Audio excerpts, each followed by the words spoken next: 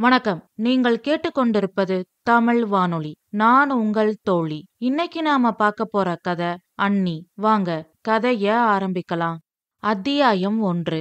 வெளியில் சென்று காய்கறிகள் பழங்கள் வாங்கிக் கொண்டு அப்பொழுதுதான் வீட்டிற்குள் நுழைந்தான் கார்த்திக். அவன் கண்கள் அவன் மனைவி மீராவை தேடியது. ஆனால் அவள் அங்கு ஹாலில் இல்லை. மாடியில் பேச்சு சத்தம் கேட்டது. வாங்கி வந்த காய்கறிகள் பழங்களை வேலைக்காரி பொன்னம்மாவிடம் கொடுத்துவிட்டு அவன் தங்கை அஞ்சலி படுத்திருக்கும் அறைக்கு சென்றான். அஞ்சலியை பார்த்ததும் கார்த்திக்கிற்கு தூக்கி வாரி போட்டது. அருகில் சென்றான். அவளை தொட்டு பார்த்தான். பின் கேட்டான், அஞ்சலி, என்னம்மா ஆச்சு? ஏன் அழுகிற? ரொம்ப உடம்பு முடியலையா? ஹாஸ்பிட்டல் போகலாமா? என்னம்மா பண்ணுது என்று மிகவும் பாசத்தோடு கேட்டான் கார்த்திக். அண்ணா, உடம்புக்கெல்லாம் ஒன்னும் இல்லண்ணா. நாங்க எங்க வீட்டுக்கு போறோம். என் புருஷனை பார்த்துட்டா எனக்கு தைரியம் வந்துரும். நாங்க கிளம்புறோம் அண்ணா. என்னையும் என் பையனையும் எங்க வீட்ல கொண்டு போய் விட்டுருண்ணா. ஏன் அஞ்சலி, என்னாச்சு? எதுக்கு உங்க வீட்டுக்கு போகணும்னு நீ பிடிவாதம் பிடிக்கிற? எப்ப பார்த்தாலும் ஏன் இப்படியே சொல்லிட்டு இருக்க? நீ நிறமாச கர்ப்பிணி. உன்னை எப்படி இந்த நிலைமையில உங்க வீட்ல கொண்டு வந்து என்னால விட முடியும்? அண்ணா, எனக்கு புரியுது. ஆனா வேற வழி இல்ல அண்ணா. நாங்க கிளம்பணும். அதான் ஏன்னு கேக்குறேன். நீ இவ்வளவு பிடிவாதம் பிடிக்க என்ன காரணம்? இங்க என்ன நடந்துச்சு சொல்லு அஞ்சலி. அண்ணா, நாங்க இங்க வந்திருக்கிறது அண்ணிக்கு பிடிக்கல. ஒரு பொண்ணுக்கு தாய் தந்தை போனதுக்கு அப்புறம் பிறந்த வீடு அந்நியந்தான் அண்ணா. அப்பா அம்மா இருக்கிற வரைக்கும் தான் பொண்ணுங்களுக்கு பிறந்த வீடு சொர்க்கமா இருக்கும். அதுக்கப்புறம் அண்ணி கைக்கோ அல்லது தம்பி பொண்டாட்டி கைக்கோ பிறந்த வீட்டு அதிகாரம் போயிடும். அப்புறம் பொண்ணுங்களுக்கு பிறந்த வீடு அண்ணியாயிடும் அண்ணா. புரிஞ்சுக்க அண்ணா. எங்களை எங்க வீட்டுக்கு கூட்டிட்டு போனா என்று அஞ்சலி சொல்லிக் கொண்டிருக்கும் போதே அவளுக்கு பிரசவ வலி வந்து விட்டது. அம்மா என்று கத்த ஆரம்பித்தாள். கார்த்திக் பயந்து விட்டான். வேலைக்காரி பொன்னம்மா ஓடி வந்தாள். தம்பி, பிரசவ வலி வந்துருச்சு போல, ஹாஸ்பிட்டலுக்கு கூட்டிட்டு போகணும் என்று பொன்னம்மா சொன்னதும் கார்த்திக் வெளியில் வந்தான். அங்கு மீரா இல்லை. அதனால் வேகமாக தங்கை அஞ்சலியை தூக்கி காரின் பின்சீட்டில் படுக்க வைத்தான். பொன்னம்மா அஞ்சலியோடு பின்சீட்டில் ஏறிக்கொண்டாள். கார்த்திக் வேகமாக மருத்துவமனையை நோக்கி காரை ஓட்டினான். இது எதுவும் தெரியாத அஞ்சலியின் 5 வயது மகன் உள்ளே தூங்கிக் கொண்டிருந்தான். கீழே நடந்த எந்த பரபரப்பான சம்பவமும் மாடியில் இருந்த மீராவுக்கும் அவள் தங்கை காவியாவுக்கும் தெரியாது. மீராவின் மனம் ஒரு நிலையில் இல்லை. குழப்பத்தில் தத்தளித்தாள். அவளால் ஒரு நிலையில் இருக்க முடியவில்லை. அவளின் தவிப்பை காவியா பார்த்தாள். அக்கா மீராவின் மனதிற்குள் நடக்கும் போராட்டங்களை அவள் முகத்தில் தெரியும் மாற்றங்களை வைத்து காவியா புரிந்து கொண்டாள். தனக்குள் மெலிதாக சிரித்து கொண்டாள். அப்பொழுது காவியாவின் செல்போன் ஒலித்தது. கார்த்திக் மாமா காலிங் என்று வந்தது. போனை எடுத்துக்கொண்டு வெளியில் வந்தாள். மாடியில் இருந்து பார்த்தாள். வீட்டில் ஆள் இருப்பதற்கான அடையாளமே தெரியவில்லை. பதட்டத்தோடு போனை அட்டன் செய்தாள். ஹலோ மாமா. காவியா, என் தங்கச்சி அஞ்சலிக்கு பிரசவ வலி வந்துருச்சு. ஹாஸ்பிட்டல்ல அட்மிட் பண்ணிருக்கேன். சீரியஸா இருக்கான்னு டாக்டர் சொல்றாங்க. எனக்கு ரொம்ப பயமா இருக்கு என்று கோர்வையாக பேச முடியாமல் கார்த்திக் தடுமாறினான். அவன் குரலில் நடுக்கம் தெரிந்தது. அச்சச்சோ மாமா, என்ன சொல்றீங்க? எனக்கு படபடப்பா இருக்கு. வர அவசரத்துல அஞ்சலியோட மெடிக்கல் ரிப்போர்ட்டு மாத்திரை எல்லாம் வச்சுட்டு வந்துட்டேன். அதை எடுத்துக்கிட்டு ஹாஸ்பிட்டலுக்கு வரியாமா? இப்போ உடனே வரேன் மாமா. எந்த ஹாஸ்பிட்டல்?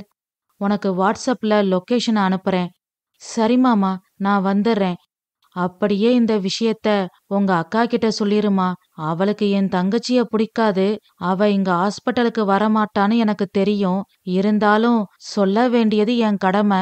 நீ விஷயத்த சொல்லிருமா என்று சொல்லிவிட்டு கார்த்திக் போனை வைத்தான். காவியா கண்களில் கண்ணீர் வடிந்தது. பின் கண்ணீரை துடைத்துக்கொண்டு உள்ளே சென்றாள். அங்கு அக்கா மீரா கண்களை மூடிக்கொண்டு ஆழ்ந்த சிந்தனையில் உட்கார்ந்திருந்தாள். அக்கா, மாமா போன் பண்ணாரு என்று காவியா சொன்னதும் மீரா கண்களை திறந்து காவியாவை பார்த்தாள். காவியா மேலும் சொன்னாள். அக்கா, அஞ்சலி அன்னைக்கு பிரசவ வலி வந்துருச்சாம். ஹாஸ்பிட்டல்ல சேர்த்திருக்காங்களாம். ரொம்ப சீரியஸா இருக்காங்களாம். அஞ்சலி அண்ணியோட மெடிக்கல் ரிப்போர்ட்டு, மாத்திரை எல்லாம் எடுத்துக்கிட்டு என்ன ஹாஸ்பிட்டலுக்கு மாமா வர சொல்லியிருக்காரு. வாட்ஸ்அப்ல லொகேஷனை அனுப்புறதா சொல்லியிருக்காரு. உன்கிட்ட விஷயத்த சொல்ல சொன்னாரு. நான் ஹாஸ்பிட்டலுக்கு கிளம்புறேன்க்கா என்று சொல்லிவிட்டு காவியா கிளம்ப போனாள். அவள் கையை பதட்டமாய் பிடித்தாள் மீரா. ஏற்கனவே கலங்கியிருந்த அவள் மனம் அவளையும் அறியாமல் உணர்ச்சி வசப்பட்டு சட்டென்று மாறியது. தன் உயிரினும் மேலான கணவனின் தங்கையை நாம் எவ்வளவு புண்படுத்தி விட்டோம். ஒருவேளை அவளுக்கு ஏதாவது ஒன்று என்றால் எவ்வளவு பெரிய பழிபாவம் வந்து சேரும். அது மட்டுமல்ல, அதன் பிறகு தன் கணவன் தன்னிடம் எப்பொழுதும் போல் அன்பு செலுத்துவானா என்ற எண்ணம் உண்டானதும் கதறி அழுதாள் மீரா. பின் காவியாவை பார்த்து சொன்னாள், நான் ஹாஸ்பிட்டலுக்கு போறேன். அஞ்சலியோட பையனை பாத்துக்க. உங்க மாமா அனுப்புன லொகேஷனை எனக்கு அனுப்பு. அப்படியே கால் டாக்ஸி புக் பண்ணு என்று சொல்லிவிட்டு கீழே சென்றாள். அஞ்சலியின் மெடிக்கல் ரிப்போர்ட், மாத்திரை மருந்துகள் என்று எல்லாவற்றையும் எடுத்துக்கொண்டு மீரா வெளியில் வரவும் கால் டாக்ஸி வரவும் சரியாக இருந்தது. காரில் ஏறி உட்கார்ந்து கொண்டாள். கார் புறப்பட்டது. அக்கா மீரா செல்வதை பார்த்து கொண்டிருந்த காவியா அஞ்சலியின் மகன் தூங்கிக் கொண்டிருக்கும் அறைக்கு வந்தாள். அவனுக்கு அருகில் உட்கார்ந்தாள். எந்த ஒரு கவலையும் இல்லாமல் நிம்மதியாக தூங்கிக் கொண்டிருக்கும் அந்த பிஞ்சு குழந்தையின் முகத்தை பார்த்தாள். அவன் தலையை தடவி விட்டாள். அங்கு காரில் ஹாஸ்பிட்டல் நோக்கி போய்க் கொண்டிருக்கும் மீராவின் கண்கள் கலங்கியது. கண்களில் ததும்பியிருந்த நீர்த்திரை அவளின் பார்வையை மறைத்தது. பொங்கி வரும் அழுகையை தடுக்க முயன்றாள் மீரா. ஆனால் தோல்வியடைந்தாள். அணையை உடைத்துக்கொண்டு வெள்ளம் ஊருக்குள் வருவது போல் அவளின் கட்டுப்பாட்டையும் மீறி கண்ணீர் ஆறாக பெருகி ஓடியது. அவள் அழுவதை பார்த்த கால் டாக்ஸி டிரைவர் கேட்டார், அம்மா என்னாச்சு, ஏன் அழுகிறீங்க என்று டிரைவர் பதட்டமாக கேட்டதும் மீரா சுயநினைவுக்கு வந்தாள். கண்ணீரை துடைத்துக்கொண்டு சொன்னாள், ஒன்னுல்லண்ணா. இல்லம்மா, லொகேஷன் ஹாஸ்பிட்டல்னு இருக்கு, நீங்க வேற அழுகிறீங்க, அதான் கேட்டேன். ஒன்னுல்லண்ணா, என் கணவரோட தங்கச்சிக்கு, அதான் என் நாத்தனாருக்கு பிரசவம், அதான். ஓ, இதுக்குத்தான் சின்ன பிள்ளை மாதிரி அழுகிறீங்களா?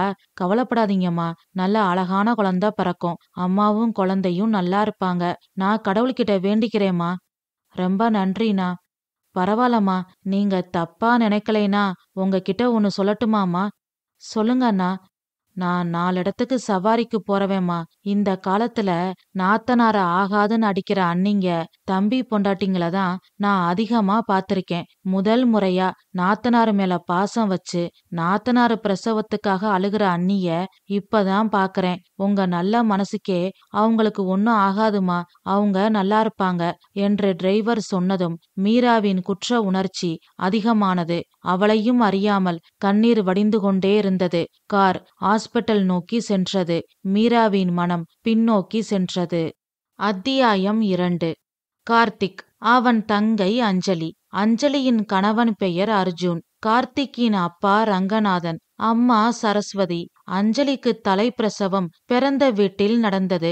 ரங்கநாதனும் சரஸ்வதியும் அஞ்சலியை கண்ணுக்குள் வைத்து பார்த்து கொண்டார்கள். அஞ்சலி அழகான ஆண் குழந்தையே பெற்றெடுத்தாள். நாட்கள் சென்றது. அவளை குழந்தையோடு புகுந்த வீட்டிற்கு அனுப்பி வைத்தார்கள். பின் ரங்கநாதனும் சரஸ்வதியும் கார்த்திக்கிற்காக பார்த்த பெண்தான் மீரா. மீராவின் அப்பா பெயர் நடராஜன், அம்மா லட்சுமி. ஒரு தங்கை காவியா. கார்த்திக் மீரா திருமணம் பெரியோர்களால் நிச்சயிக்கப்பட்டது. கார்த்திக் மீரா திருமணம் நடந்து 1 வருடம் இருக்கும். மகள் அஞ்சலியையும் பேரனையும் பார்த்துவிட்டு வருவதாக சென்ற ரங்கநாதனும் சரஸ்வதியும் எதிர்பாராத விதமாக விபத்தில் இறந்து விட்டார்கள். அந்த மீளா துயரத்தில் இருந்து கார்த்திக் குடும்பமும் அஞ்சலியும் கொஞ்சம் கொஞ்சமாக மீண்டு இயல்பு நிலைக்கு திரும்பினார்கள். நாட்கள் ஓடியது. கார்த்திக்கிற்கும் மீராவிற்கும் திருமணமாகி 6 வருஷம் முடிந்துவிட்டது. குழந்தை பாக்கியம் இல்லை. திருமணமான புதிதில் ஒன்றும் தெரியவில்லை. குழந்தையை பற்றிய சிந்தனையே இல்லாமல் மிகவும் சந்தோஷமாக வாழ்ந்தார்கள். திருமணமாகி 3 வருடங்கள் சென்றதும் மீராவின் மனதில் குழந்தையை பற்றிய எண்ணங்கள் தோன்ற ஆரம்பித்தது. அப்படி அவளுக்கே தோன்றவில்லை என்றாலும் இந்த சமூகம் விடுமா? இன்னும் குழந்தை இல்லையா? ஏதாவது விசேஷமா? எப்போ நல்ல செய்தி சொல்ல போற என்று 1000 கேள்விகள் கேட்டு அவள் மனதில் குழந்தையை பற்றிய ஏக்கத்தை விதைத்து விட்டார்கள். நாம் தாயாக முடியாதா? நமக்கு ஒரு குழந்தை பிறக்காதா? அந்த ஈடு இணை இல்லாத இன்பத்தை நாம் பெற முடியாதா? ஊர் உலகத்தில் போல் குழந்தையை கொஞ்சி மகிழும் காலம் வராதா என்ற ஏக்கமும் கவலையும் அவள் மனதில் கொஞ்சம் கொஞ்சமாக வேறு ஊன்ற ஆரம்பித்தது. நாளாக நாளாக அந்த கவலையும் ஏக்கமும் அவள் மனதில் நித்தம் நித்தம் ரணத்தை உண்டாக்கியது. ஆனால் கார்த்திக்கிற்கு குழந்தையை பற்றிய கவலை துளிகூட இல்லை. தனக்கு ஒரு குழந்தை இல்லை என்ற எண்ணமே அவனுக்கு இல்லை. ஒரு நாள் மீரா போனில் அவள் தோழி ராதாவுடன் வெகு நேரம் பேசிக் கொண்டிருந்தாள். அப்பொழுதுதான் கார்த்திக் ஆபீஸிலிருந்து வந்தான். அவன் வந்ததை கூட கவனிக்காமல் மீரா போனில் பேசிக் கொண்டிருந்தாள். அதனால் அவள் அருகில் வந்து கார்த்திக் தொண்டையை செருமினான். அவனை பார்த்ததும் போனில் ராதாவிடம் மீரா சொன்னாள், ராதா, அவர் வந்துட்டாரு, நான் அப்புறம் பேசுறேன் என்று சொல்லிவிட்டு போனை வைத்தாள். ராதா என்ற பெயரை கேட்டதும் கார்த்திக் புரிந்து கொண்டான், ராதா மீராவின் தோழி என்று. பின் கார்த்திக் மீராவை பார்த்து கேட்டான், நீயும் உன் ஃப்ரெண்டும் அப்படி என்னதான் பேசுவீங்க? ஊர் உலகத்துல இல்லாத ரகசியம் உங்க 2 பேருக்கு மட்டும் அப்படி என்ன இருக்கு? நான் வந்ததை கூட கவனிக்காம அப்படி என்ன பேசிக்கிட்டு இருக்க? என்கிட்ட சொன்னா நானும் தெரிஞ்சுப்பேன்ல என்று கார்த்திக் கேட்டான்.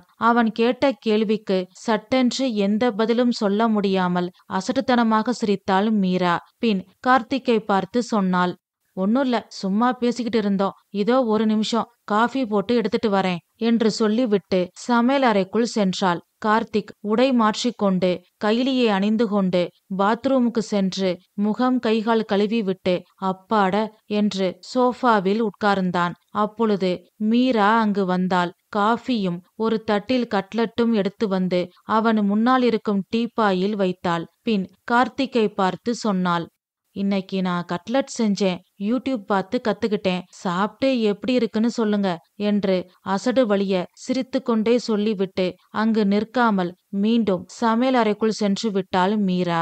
அவளின் நடவடிக்கையில் ஒரு புதுவித மாற்றம் தெரிந்தது. எப்பொழுதும் காஃபி குடித்துவிட்டு அவன் அருகில் உட்கார்ந்து நேரம் போவதே தெரியாமல் பேசிக்கொண்டிருப்பாள். ஆனால் இன்று எதுவும் பேசாமல் சமையல் அறைக்குள் சென்று விட்டாள். எப்பேற்பட்டவர்களாக இருந்தாலும் அவர்கள் மனதில் சந்தேகம் என்னும் விதை விழுந்துவிட்டால் போதும், அந்த விதை முளைத்து ஆழமாக வேரூன்றி அவர்களின் குடும்பத்தில் பற்பல தேவையற்ற மாறுதல்களை, வினோதமான விசித்திரங்களை, விபரீதங்களை, கவலைகளை உண்டு பண்ணிவிடுகிறது. அதுபோலதான் இப்பொழுது கார்த்திக் மனதிலும் சந்தேக விதை விழுந்துவிட்டது. இதுவரையில் மீரா மீது அவனுக்கு எந்த சந்தேகமும் இல்லை. அவர்கள் வாழ்க்கை அந்யோன்யமாகத்தான் போய்கொண்டு இருக்கிறது. ஆனால் ராதாவுடன் மணிக்கணக்காக ரகசியம் பேசிக் கொண்டிருந்து விட்டு தன்னை பார்த்ததும் பேச்சை நிறுத்திவிட்டு சமையல் அறைக்குள் அசட்டுத்தனமாக சிரித்து கொண்டு ஏன் ஓட வேண்டும்? அப்படி என்ன ரகசியம் பேசியிருப்பார்கள் என்ற ஒரு புது குழப்பம் அவன் மனதில் புகுந்து கொண்டது. அதனால் கட்லட்டை கூட அவனால் ரசித்து ருசித்து சாப்பிட முடியவில்லை. அவனின் சந்தேகத்திற்கும் பயத்திற்கும் குழப்பத்திற்கும் ஒரே ஒரு காரணம்தான் இருந்தது. அது மீரா மேல் அவனுக்கு இருக்கும் காதலும் உண்மையான அக்கறையும் தான். எங்கு யார் பேச்சையாவது கேட்டுக்கொண்டு குழந்தை கிடைக்க வேண்டும் என்பதற்காக விரதம் பூஜை என்று சரியாக சாப்பிடாமல் உடம்பை கெடுத்துக் கொள்வாளோ என்ற பயம்தான் அவனுக்கு. ஏனென்றால் அவளுக்கு ஏற்கனவே ஹீமோகுளோபின் அளவு கம்மியாக இருந்தது. சுவர் நன்றாக இருந்தால்தானே சித்திரம் வரைய முடியும். அதுபோல உடல் ஆரோக்கியமாக இருந்தால்தான் குழந்தை பாக்கியம் கிடைக்கும் என்பது கார்த்திக்கின் நம்பிக்கை. அதனால் மீரா விரதம் என்ற பெயரில் உடல் ஆரோக்கியத்தை கெடுத்துக் கொள்ளக்கூடாது என்பதில் கவனமாக இருந்தான். ஆனால் குழந்தை மேல் இருக்கும் ஆசையில் தனக்கு தெரியாமல் மீரா விரதம் இருந்து விடுவாளோ, அதனால் உடம்புக்கு ஏதாவது வந்துவிடுமோ என்று பயந்தான். குழப்பமோ சந்தேகமோ எதுவாக இருந்தாலும் வெளிப்படையாக பேசி தீர்த்து கொள்வது நல்லது. அதனால் மீராவை கூப்பிட்டான். மீரா, மீரா என்று கார்த்திக் கூப்பிட்டதும் மீரா பயந்து கொண்டே வந்து நின்றாள். அவளை ஏற இறங்க பார்த்தான் கார்த்திக். பின் கேட்டான், அடுப்புல ஏதாவது வச்சிருக்கியா? அதனாலதான் அவசரமா உள்ள போயிட்டியா? ராதாவோட அப்படி என்ன பேசிட்டு இருந்தேன்னு கேட்டேனே, நீ பதிலே சொல்லல. என்ன ரகசியம் பேசினீங்க? என்கிட்ட சொல்லக்கூடாதா என்று கார்த்திக் கேட்டான். மீரா அமைதியாக இருந்தாள். கார்த்திக்கின் சந்தேகமும் பயமும் சரிதான். குழந்தைக்காக ஒரு புதுவிதமான விரதத்தை பற்றியும், அது செய்தால் கண்டிப்பாக குழந்தை பாக்கியம் கிடைக்கும் என்றும், அந்த விரதத்தை எப்படி செய்ய வேண்டும் என்று வீடியோ காலில் சொல்லித் தருவதாகவும் ராதா சொல்லிக் கொண்டிருந்தாள். அப்பொழுதுதான் கார்த்திக் வந்துவிட்டான். அதனால் முழுவதும் பேசி முடிக்காமல் மீரா போனை வைத்துவிட்டாள். இதனை கணவனிடம் சொல்ல தயங்கினாள். அவளின் தயக்கத்தை பார்த்ததும் கார்த்திக் புரிந்து கொண்டான். பின் மீராவை பார்த்து சொன்னான், என்ன குழந்தைக்காக விரதமா? இத பத்தி தானே பேசிக்கிட்டு இருந்த? சரி சரி, வருத்தப்படாத. நமக்கு கிடைக்கணும்னு விதி இருந்தா கண்டிப்பா கடவுள் கொடுப்பாரு. இதுக்கு ஏன் கவலைப்படணும்? மத்தவங்க சொல்றாங்கன்னு விரதம் இருந்து ஏன் உடம்ப கெடுத்துக்கணும்? நாம கஷ்டப்பட்டு உடம்ப வருத்திக்கிட்டாதான் கடவுள் குழந்தை கொடுப்பாருன்னு யார் சொன்னா? கடவுளை மன உருக உண்மையா ஆத்ம திருப்தியோட கும்பிட்டாலே நமக்கு நல்லது பண்ணுவாரு. ஏற்கனவே நீ பிடிவாதம் பிடிச்சேன்னு டாக்டர் கிட்ட போனோம். நம்ம 2 பேருக்கும் எந்த குறையும் இல்ல. அப்புறம் ஏன் கவலைப்படுற? எல்லாம் நல்லதா நடக்கும். நீ சத்துள்ளதா சாப்பிட்டு ஹீமோகுளோபின் அளவை சரி பண்ணு. எல்லாம் நல்லதா நடக்கும் என்று சொல்லிவிட்டு கார்த்திக் எழுந்து அவர்களின் அறைக்கு சென்றான். அப்பாட, பிரச்சனை பெருசாகாம இத்த மட்டோட தப்பிச்சதே போதும் என்று நிம்மதி பெருமூச்சு விட்டாள் மீரா. ஆனாலும் பெண்மனம் இல்லையா? மீராவால் கார்த்திக் போல் எளிமையாக எடுத்துக்கொள்ள முடியவில்லை. சமையல் அறையில் யாருக்கும் தெரியாமல் கண்ணீர் சிந்திக் கொண்டு இருந்தாள். அவள் அழுவதற்கு 2 காரணங்கள். ஒரு காரணம் குழந்தையின்மை, இன்னொரு காரணம் பிறந்த வீட்டிற்கு சென்று அம்மாவின் மடியில் படுத்து உறங்கி பிறந்த வீட்டு ஆட்களோடு உறவாட முடியவில்லையே. தனது ஏக்கத்தை, கவலையை வெளிப்படையாக அம்மாவிடம் சொல்லி அழ முடியவில்லையே என்ற ஏக்கம். ஆம், மீராவின் அம்மா வீட்டிற்கும் இவர்களுக்கும் இடையில் ஒரு சிறு மனஸ்தாபம். ஒரு சமயம் திருவிழாவிற்காக பிறந்த வீட்டிற்கு கணவன் கார்த்திக்கை அழைத்து கொண்டு மீரா சென்றிருந்தாள். அங்கு கார்த்திக்கை சரியானபடி மரியாதையாக நடத்தவில்லை. அதனால் கார்த்திக்கிற்கு மிகுந்த அவமானமாக இருந்தது. அதனால் மீராவின் பெற்றோர் மீதும் அவள் பிறந்த வீட்டு ஆட்கள் மீதும் கார்த்திக்கிற்கு கோபம் உண்டானது. அங்கிருந்து மீராவை திருவிழா முடியும் முன்பே அழைத்து வந்து விட்டான். அன்றிலிருந்து மீராவை அவளின் பிறந்த வீட்டிற்கு கார்த்திக் அனுப்புவதில்லை. ஆனால் மனம் கேட்காமல் அம்மா அப்பா தங்கையோடு போனில் பேசிக்கொள்ள மட்டும் கார்த்திக்கிடம் அனுமதி கேட்டாள். அவனும் மீராவின் மனதை புரிந்து கொண்டு சம்மதம் சொன்னான். அதனால் போனில் மட்டும் பிறந்த வீட்டோடு பேசிக்கொள்வாள். அப்படித்தான் ஒரு நாள் அம்மாவுடன் போனில் மீரா பேசிக்கொண்டிருந்தாள். கார்த்திக் வந்ததும் போனை வைத்துவிட்டு கார்த்திக்கிடம் அப்பொழுதுதான் முதல் முறையாக கேட்டாள், ஏங்க, நமக்கு குழந்தை பாக்கியம் கிடைக்க அம்மா ஒரு விரதம் சொல்லியிருக்காங்க. நான் விரதம் இருக்கட்டுமா என்று மீரா கேட்டதும் கார்த்திக் கோபமாக பார்த்தான். மீரா பாவமாக நின்று கொண்டிருந்தாள். அவளை பார்த்ததும் ஐயோ பாவம் என்று கார்த்திக்கிற்கு தோன்றியது. அதனால் அமைதியாக மீராவை பார்த்து சொன்னான், இங்க பாரு மீரா, கடவுள் இருக்கான். அவன் யார் யாரு தலையில என்னென்ன எழுதியிருக்கானோ அதுபடிதான் நடக்கும். நமக்கு குழந்தை பாக்கியம் கிடைக்கணும்னு விதி இருந்தா கட்டாயம் கிடைக்கும். ஏற்கனவே உனக்கு ஹீமோகுளோபின் கம்மியா இருக்கு. இந்த நிலைமையில இதெல்லாம் எதுக்கு? எனக்கு உன் ஆரோக்கியம்தான் முக்கியம். கடவுள் நம்பிக்கை எனக்கும் இருக்கு. ஆனா அதே சமயம் உடம்ப கெடுத்துக்க வேண்டான்னு சொல்றேன். அது மட்டும் இல்ல, இன்னைக்கு விரதம் இருக்க சொல்றவங்க கொஞ்சம் வருஷம் போனதும் பிள்ளைய தத்தெடுத்துக்க சொல்லுவாங்க. குழந்தைய தத்தெடுத்துக்கிறது நல்ல விஷயம்தான். ஆனா அத பத்தி நாம தான் முடிவு பண்ணணும், மத்தவங்க இல்ல. அதனால மனச போட்டு குழப்பிக்காத. குழந்தைய பத்தியே பேசிக்கிட்டு இருந்தா உங்க வீட்டு ஆட்களோட பேசுறத நிப்பாட்டிரு. உன் மனசுக்கு பிடிச்ச நல்ல பாட்டை கேளு, நிம்மதியா இரு என்று உறுதியாக சொல்லிவிட்டான் கார்த்திக். அன்றிலிருந்து இன்று வரை அவர்களுக்குள் நடக்கும் ஒரே பிரச்சனை இதுதான். குழந்தை வரத்திற்காக எவ்வளவு கடுமையான பிரார்த்தனைகளையும் செய்ய மீரா தயாராக இருந்தாள். ஆனால் கார்த்திக் சம்மதிக்கவில்லை. உடலை வருத்தி கொண்டால்தான் நல்லது செய்வேன் என்று எந்த கடவுளும் சொல்லவில்லை. ஆழமான உண்மையான ஆத்மார்த்தமான பக்தி இருந்தால் போதும் குழந்தை வரம் கிடைக்கும் என்று கார்த்திக் வாதாடினான். ஆனால் மீராவின் மனம் கேட்கவில்லை. அக்கம் பக்கத்தில் இருப்பவர்கள் குழந்தை குட்டிகளுடன் கொஞ்சி மகிழ்வதை பார்க்கும்போது மீராவின் உள்ளத்தில் ஆசை அதிகமாகும். தினமும் காலையும் மாலையும் பள்ளிக்கூடத்திற்கு குழந்தைகள் போகும்போதும் வரும்போதும் வாசலில் நின்று கொண்டு ஆவலாக பார்த்து கொண்டு இருப்பாள். அந்த சின்னஞ்சிறு குழந்தைகளை பார்க்கும்போது அவள் உள்ளத்தில் ஒருவித உணர்ச்சி பெருக்கெடுத்து ஓடும். சில குழந்தைகளை பார்க்கும்போது அப்படியே வாரி அணைத்து முத்தமிட உள்ளம் துடிக்கும். ஆனால் முன்னபின்ன தெரியாத குழந்தையை எப்படி தூக்கி கொஞ்ச முடியும்? யாராவது ஏதாவது நினைத்து கொண்டால் என்ற பயத்தில் அமைதியாக இருந்து விடுவாள். ஆனாலும் அவள் உள்ளம் குமுறும். கவலையோடும் ஏக்கத்தோடும் அவள் தலை அவளையும் அறியாமல் குனிந்து கொள்ளும். வேகமாக வீட்டிற்குள் சென்று யாருக்கும் தெரியாமல் மறைவாய் நின்று கண்ணீரை துடைத்துக் கொள்வாள். இப்படியே அவள் வாழ்க்கையின் பல நாட்களை கழித்து வந்தாள். ஆனால் எது எப்படியோ தினமும் பள்ளிக்கூடம் விட்டு கும்பல் கும்பலாக குழந்தைகள் வரும்போது அதை வீதியில் நின்று பார்த்தால்தான் அவள் மனம் நிம்மதியடையும். ஒரு நாள் இதனை கார்த்திக் கவனித்து விட்டான். மீராவிடம் சொன்னான். மீரா, உன் ஃபீலிங்ஸ் எனக்கு புரியுது. ஆனா தயவு செஞ்சு நான் சொல்றத கேளு. இப்படி நீ தினமும் குழந்தைய பத்தி நினைக்கிறதால உனக்கு ஸ்ட்ரெஸ் தான் அதிகமாகும். ஸ்கூல் விட்டு வர பிள்ளைகளை பார்க்கும் போதும் அக்கம் பக்கத்து வீட்டுக்காரங்க குழந்தைய கொஞ்சும் போதும் நமக்கு இப்படி ஒரு குழந்தை இல்லையேன்னு தோணும். அதுவே உனக்கு ஸ்ட்ரெஸ் ஆகும். நீ உன் கவனங்களை மாத்து. படம் பாரு, பாட்டு கேளு, புத்தகம் படி, உன் மைண்ட ரிலாக்ஸா வச்சுக்கோ. எல்லாம் நல்லதா நடக்கும் என்றான் கார்த்திக். மீராவின் மனமும் உடலும் நன்றாக இருக்க வேண்டும் என்பது கார்த்திக்கின் கவலை. அதனால்தான் மீராவிடம் அப்படி சொன்னான். ஆனால் மீரா அதனை தவறாக புரிந்து கொண்டாள். எல்லாவற்றுக்கும் தடை சொல்வது, கண்டிப்போடு நடந்து கொள்வது, இப்படித்தான் நடக்க வேண்டும் என்று உத்தரவு போடுவது, இது எதுவுமே மீராவிற்கு பிடிக்கவில்லை. அதனால் கார்த்திக் மீது கோபம் உண்டானது. நம்ம வம்சம் தழைக்க ஒரு குழந்தை வேண்டும். அதற்காக பெரியவர்கள் சொல்லும் விரதத்தை செய்தால் என்ன? விரதம் இருந்தும் குழந்தை கிடைக்கவில்லை என்றால் இருக்கவே இருக்கிறது விதி.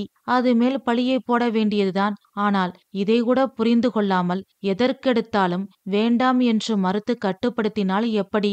கடவுள் நமக்கு சாப்பாட்டை காட்டதான் செய்வார். அந்த சாப்பாட்டை நாம் தான் எடுத்து சாப்பிட வேண்டும். கடவுள் எடுத்து நமக்கு ஊட்டிவிட மாட்டார். இது கூடவா ஒரு படித்தவருக்கு தெரியாது? என்ற கேள்விகளும் கோபமும் இயலாமையும் மீரா மனதில் தோன்றிவிட்டது. அதன் பலன் தம்பதிகளுக்கு இடையில் இடைவெளி விழுந்துவிட்டது. அந்யோன்யம் குறைந்து பேத மனப்பான்மை குடியேறியது. அமைதி குடிகொண்டிருந்த அவர்கள் வாழ்க்கையில் கசப்பும் வெறுப்பும் அதிகமானது. அடிக்கடி இருவருக்குள்ளும் விவாதம் நடந்தது. அதனால் மீராவின் மனதில் விசித்திரமான எண்ணம் உண்டானது. கார்த்திக்கோடு சண்டை போட்டுக்கொண்டு அம்மா வீட்டிற்கு சென்று முக்கியமான விரதங்களை அம்மா வீட்டிலிருந்து செய்து விடலாமா என்ற எண்ணம் தோன்றியது. ஆனால் அதே சமயம் அவள் மனதில் இன்னொரு கேள்வி தோன்றியது. இன்று சண்டை போட்டுக்கொண்டு போனாலும் நாளைக்கு இங்குதானே வரவேண்டும். அப்பொழுது கார்த்திக் மனம் எப்படி இருக்குமோ? நீ உங்க அம்மா வீட்டிலேயே இரு என்று சொல்லிவிட்டால் சொன்னாலும் சொல்லுவார். அப்படி ஒரு நிலைமை வந்து விட்டால் எதிர்கால வாழ்க்கை என்னாவது என்ற கேள்வி தோன்றியதும் அமைதியாக பேசாமல் இருந்து விடுவாள். ஆனால் அவள் மனதில் குழந்தையை பற்றிய ஏக்கம் வளர்ந்து கொண்டே போனது. அத்தியாயம் 3. இப்படியே அவர்கள் வாழ்க்கை ஓடியது. இத்தனை நாள் வாழ்க்கையில் மீராவிற்கு எத்தனையோ அனுபவங்கள் கிடைத்தது. ஆனால் கடைசியில் நிலைத்து நின்றது என்ன தெரியுமா? கார்த்திக் மீரா தம்பதிகளுக்கு இடையில் கருத்து வேறுபாடுகளும் மனக்கசப்பும் கவலையும் தான் நிலைத்து நின்றது. ஆம், நாளாக நாளாக கவலையினால் மீராவின் உடல் மெலிந்து கொண்டே போனது. அவளை பார்க்கும்போது கார்த்திக்கிற்கு பாவமாக இருந்தது. மனம் இளகியது. ஏதோ ஒரு விதமான உணர்ச்சி உண்டானது. அதற்கு ஏற்றாற்போல் ஒரு நாள் பள்ளிக்கூடத்தில் இருந்து குழந்தைகள் வீட்டிற்கு திரும்பிக் கொண்டு இருந்தார்கள். அவர்களை பார்க்கும்போது கூண்டிலிருந்து சுதந்திரமாக சிறகடித்து பறந்து செல்லும் உல்லாச பறவைகள் போல் அவளுக்கு தோன்றியது. காச்சு மூச்சு என்று சத்தமிட்டு கொண்டும் சிரித்து கொண்டும் செல்லும் குழந்தைகளின் விலைமதிப்பற்ற ஆனந்தத்தை பார்த்து மீரா பூரித்து போனாள். அன்று கார்த்திக் ஆபீஸிலிருந்து சீக்கிரம் வீட்டிற்கு வந்து விட்டான். அவன் வந்ததை கூட கவனிக்காமல் தன்னை மறந்து வீதியில் நின்று கொண்டிருந்தாள் மீரா.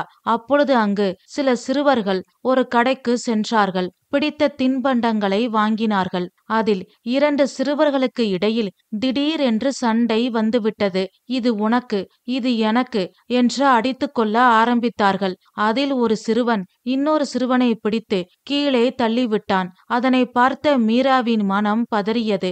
வேகமாக ஓடினாள். கீழே விழுந்த சிறுவனை தூக்கி நிறுத்தினாள். சமாதானம் செய்தாள். பின் நிறைய தின்பண்டங்களை வாங்கி கொடுத்து வீட்டிற்கு அனுப்பினாள். இந்த சிறிய இன்பமே அவளுக்கு பேரானந்தமாக இருந்தது. அந்த ஆனந்த உணர்ச்சியில் தன்னை மறந்து வீதியில் நின்று கொண்டிருந்தாள். கணவன் கார்த்திக் வந்ததையோ வீட்டிற்குள் சென்றதையோ அவள் கவனிக்கவே இல்லை. அப்பொழுது திடீரென்று வீட்டிற்குள் ஏதோ சத்தம் கேட்டது. அப்பொழுதுதான் மீரா சுயநினைவுக்கு வந்தாள். உடனே பதட்டமாக வீட்டிற்குள் சென்றாள். அங்கு சோஃபாவில் சாய்ந்தபடி கார்த்திக் உட்கார்ந்திருந்தான். இப்பதான் வந்தீங்களா? ஒரு நிமிஷம் இருங்க, நான் காஃபி போட்டு எடுத்துட்டு வரேன்.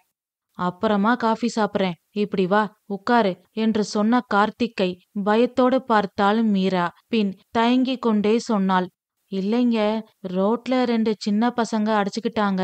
அதுல ஒருத்தன் இன்னொருத்தனை கீழே தள்ளி விட்டுட்டான். அதான் அந்த பையனை தூக்கி சமாதானப்படுத்தி என்று இழுத்த மீராவை புன்னகையோடு பார்த்தான் கார்த்திக். பின் அவள் கையை பிடித்து இழுத்து தனது அருகில் உட்கார வைத்தான். மீராவிற்கு ஆச்சரியமாக இருந்தது.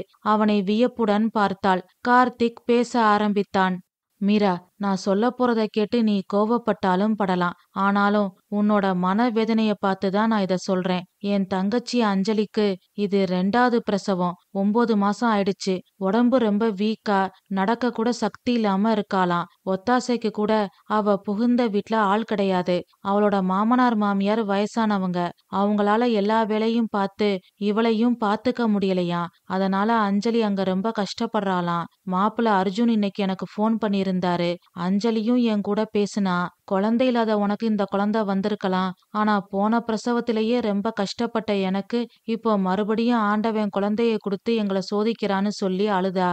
ஏற்கனவே பலவீனமா இருக்கவ இப்போ அழுது அழுது இன்னும் பலவீனமாயிட்டே போறா. அப்பா அம்மா இருக்கும்போது அவளுக்கு பிரசவம் இங்கதான் நடந்தது. தாயும் சேயும் நல்லா இருக்காங்க. அதனால இந்த தடவையும் அஞ்சலியை இங்க பிரசவத்துக்கு கூட்டிட்டு வரலான்னு இருக்கேன். அவ வந்தா நீயும் அவ பையனோட சந்தோஷமா விளையாடலாம். அது மட்டும் இல்ல, அவங்க பேசுறத பார்த்தா பிறக்க போற குழந்தைய நம்ம கிட்ட கொடுத்துட்டு போயிடுவாங்கன்னு நினைக்கிறேன் என்று கார்த்திக் சொல்லி முடிப்பதற்குள் அஞ்சலிக்கு கோபம் தலைக்கேறியது. அவளால் ஆத்திரத்தை அடக்க முடியவில்லை. கோபத்தினால் அவள் முகம் சிவந்தது. அடிசக்க, அன்பா என்ன கூப்பிட்டு பேசும்போதே நினைச்சேன், இவ பிள்ளைகுட்டி இல்லாம சும்மாதானே இருக்கா. அதனால நம்ம தங்கச்சிக்கு சம்பளம் இல்லாத வேலைக்காரி மாதிரி உழைச்சு கொட்டுவான்னு எதிர்பார்த்தீங்களோ. வீதியில நின்னு பள்ளிக்கூடத்துக்கு போற வர பிள்ளைகளை பார்க்காத. பார்த்தா குழந்தை இயக்கம் அதிகமாகும், ஸ்ட்ரெஸ் வரும்னு அட்வைஸ் பண்ணீங்க. இப்போ உங்க தங்கச்சி மகனை மட்டும் நான் பார்க்கலாமா? அவன் கூட விளையாடலாமா? எங்க வீட்ல இருந்து யாராவது பேசுனா குழந்தைய பத்தி அவங்க பேசுவாங்க. அதனால பேசாத. அது மட்டும் இல்ல, குழந்தைய தத்தெடுத்துக்க சொல்லுவாங்க. தத்தெடுத்துக்கிறது நல்ல விஷயம்தான். ஆனா அத நாம தான் முடிவெடுக்கணும் அப்படின்னு பெரிய நியாயம் பேசுனீங்க. இப்போ உங்க தங்கச்சி குழந்தைய தத்தெடுத்துக்க சொல்றீங்க. இல்ல, நான் தெரியாமத்தான் கேக்குறேன். ஊர் உலகத்துல வேற குழந்தையே இல்லையா? உங்க தங்கச்சி குழந்தையத்தான் தத்தெடுத்துக்கணுமா? ஆமா, அது என்ன சொன்னீங்க? கடவுளை ஆத்மார்த்தமா நம்புனா நல்லது நடக்கும், குழந்தை கிடைக்கும்னு வசனமெல்லாம் பேசுனீங்க. இப்போ என்னாச்சு? குழந்தைய தத்தெடுக்கிறது பத்தி பேசுறீங்க என்று மனதில் இது நாள் வரை அடக்கி அடைத்து வைத்திருந்தது எல்லாம் பொங்கி வர மீரா நிறுத்த மாட்டாமல் கொட்டினாள். கார்த்திக்கிற்கு ஒரு கணம் மூச்சே நின்று போனது போல் இருந்தது. பின் சுதாரித்து கொண்டு சொன்னான், நீ தப்பா புரிஞ்சுகிட்டு இருக்க. நான் அந்த அர்த்தத்துல சொல்லல. நீ குழந்தை இயக்கத்துல ரொம்ப மெலிஞ்சுகிட்டே போற. உன்னை பார்க்க பார்க்க எனக்கு கவலையா இருக்கு. நீ எனக்கு ரொம்ப முக்கியம். அதனாலதான் அஞ்சலி பையன் இங்க வந்தா அவன் கூட நீ டைம் ஸ்பெண்ட் பண்ணுவ. உன் உடல் ஆரோக்கியத்துல முன்னேற்றம் ஏற்படும்னு சொன்னேன். ஓ, அப்படி என் மேல உண்மையிலேயே அக்கறை இருந்திருந்தா வீதியில நின்னு பள்ளிக்கூடத்துக்கு போற வர குழந்தைகளை பார்க்காதேன்னு சொல்லியிருக்க கூடாது. விரதத்துக்கு தடை சொல்லியிருக்க கூடாது. புரியாம பேசாத மீரா. நல்லா சாப்பிட்டுக்கிட்டு இருக்கும் போதே நீ இப்படி இருக்க. இதுல விரதம் இருந்தா கேட்கவே வேணாம். சரி, அப்போ டாக்டர் கிட்ட ட்ரீட்மெண்ட்டுக்கு போகலாம்ல. 2 பேருக்கும் எந்த குறையும் இல்லாத போது ட்ரீட்மெண்ட்டுக்கு ஏன் போகணும்? சரி, அப்படியே போனாலும் அதுக்கு காசு வேணும்ல. என்னோட வருமானத்துல எப்படி செலவை சமாளிக்க முடியும்? ஓ! அப்போ உங்க தங்கச்சிய கூட்டிட்டு வந்து பிரசவ செலவு பார்க்க முடியும். உங்க தங்கச்சிக்குன்னா உங்களால செலவு பண்ண முடியும். ஆனா எனக்காக, நம்ம குழந்தைக்காக உங்களால செலவு பண்ண முடியாது. இப்படி இருக்கிற நீங்கலாம் ஏன் கல்யாணம் பண்ணிக்கிறீங்க? அப்பா, அம்மா, தங்கச்சின்னு குடும்பத்த கட்டிக்கிட்டு இசிக்க வேண்டியதானே? என்ன மாரி பொண்ணுங்களோட வாழ்க்கைய ஏன் அழிக்கிறீங்க? என்று மீரா கேட்க, இருவருக்கும் இடையில் வாக்குவாதம் முற்றி பெரிய சண்டையாக மாறிவிட்டது. அதன் பலன் இருவருக்கும் இடையில் இருந்த பேச்சுவார்த்தையும் நின்றுவிட்டது. ஒரே வீட்டில் அந்நியர்கள் போல் வாழ ஆரம்பித்தார்கள். எத்தனை ஆத்திரத்தோடு கடுமையாக சண்டை போட்டார்களோ அத்தனைக்கு அத்தனை அவர்கள் வாழ்க்கையில் பெரும் பிளவு உண்டாகிவிட்டது. ஆனால் அதனை பற்றி கொஞ்சம் கூட கவலைப்படாமல் அவர்கள் வாழ்க்கையை வாழ்ந்து கொண்டு இருந்தார்கள். அப்பொழுது ஒரு நாள் மீராவின் தங்கை காவியா மீராவிற்கு போன் செய்திருந்தாள். ஹலோ அக்கா, எப்படி இருக்க? ம், ஏதோ இருக்கேன். நீ எப்படி இருக்க காவியா? வீட்ல எல்லாரும் எப்படி இருக்காங்க? எல்லாரும் நல்லா இருக்கோம். நீ ஏன் இவ்வளவு டல்லா பேசுற? என்னாச்சு? எல்லாம் பழைய கதை தான். அத விடு. நீ சொல்ல வந்தத சொல்லு. எனக்கு செமஸ்டர் லீவுக்கா. நான் அங்க உங்க வீட்டுக்கு வரலான்னு இருக்கேன். இங்கயா? ஆமாக்கா. உன்கிட்ட நிறைய பேசணும். மாமாவ பார்த்தும் சில விஷயங்கள் பேசணும். என்ன பேசணும்? பெத்தவங்களுக்கு சந்தோஷமே பிள்ளைங்க நல்லா வாழ்றத பாக்குறதுதான். ஆனா உன்னால தினம் தினம் அப்பா அம்மா வருத்தப்பட்டுக்கிட்டே இருக்காங்க. அது மட்டும் இல்ல, நீயும் மாமாவும் இங்க நம்ம வீட்டுக்கு வரதே இல்ல. என்னைக்கோ நடந்த சின்ன விஷயத்த மனசுல வச்சுக்கிட்டு மாமா இவ்வளவு கோபமா இருக்கிறது நல்லா இல்ல. பெரிய பொண்ணு மாப்பிள்ளையும் ஏன் வரதில்லைன்னு ஊருக்குள்ள 4 பேரு 4 விதமா பேசுறாங்க. அதனால என் கல்யாணத்துக்கு ஏதாவது பிரச்சனை வந்துருமோன்னு நம்ம அப்பா அம்மா பயப்படுறாங்க. இந்த பிரச்சனைய சரி பண்ணணும்னா முதல்ல நாம ஊர்வாய அடைக்கணும். அதுக்காகத்தான் நான் அங்க வரேன். அங்க மாமா என்னை என்ன அசிங்கப்படுத்தினாலும் எனக்கு கவலை இல்ல.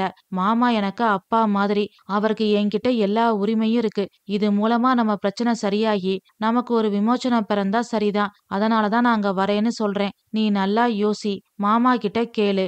அவருக்கு சம்மதம்னா எனக்கு போன் பண்ணி சொல்லு. நான் வரேன். இப்போ நான் போனை வைக்கிறேன் என்று சொல்லிவிட்டு காவியா போனை வைத்தாள். மீரா ஒன்றும் புரியாமல் சிலை போல் நின்றாள். அவளுக்கு தர்ம சங்கடமாக இருந்தது. கார்த்திக் அவன் தங்கை அஞ்சலியை இங்கு அழைத்து வருவதற்கு, அதுவும் அவளின் பிரசவத்திற்காக இங்கு அழைத்து வருவதற்கு கேட்டபோது ஆத்திரப்பட்டு வார்த்தையை கொட்டி அஞ்சலி இங்கு வரவே கூடாது என்று உறுதியாக சொல்லிவிட்டாள் மீரா. அதனால் நன்றாக போய்க் கொண்டிருந்த அவர்களின் இல்லற வாழ்வில் இப்பொழுது மனஸ்தாபம் சூழ்ந்து கொண்டு வாட்டுகிறது.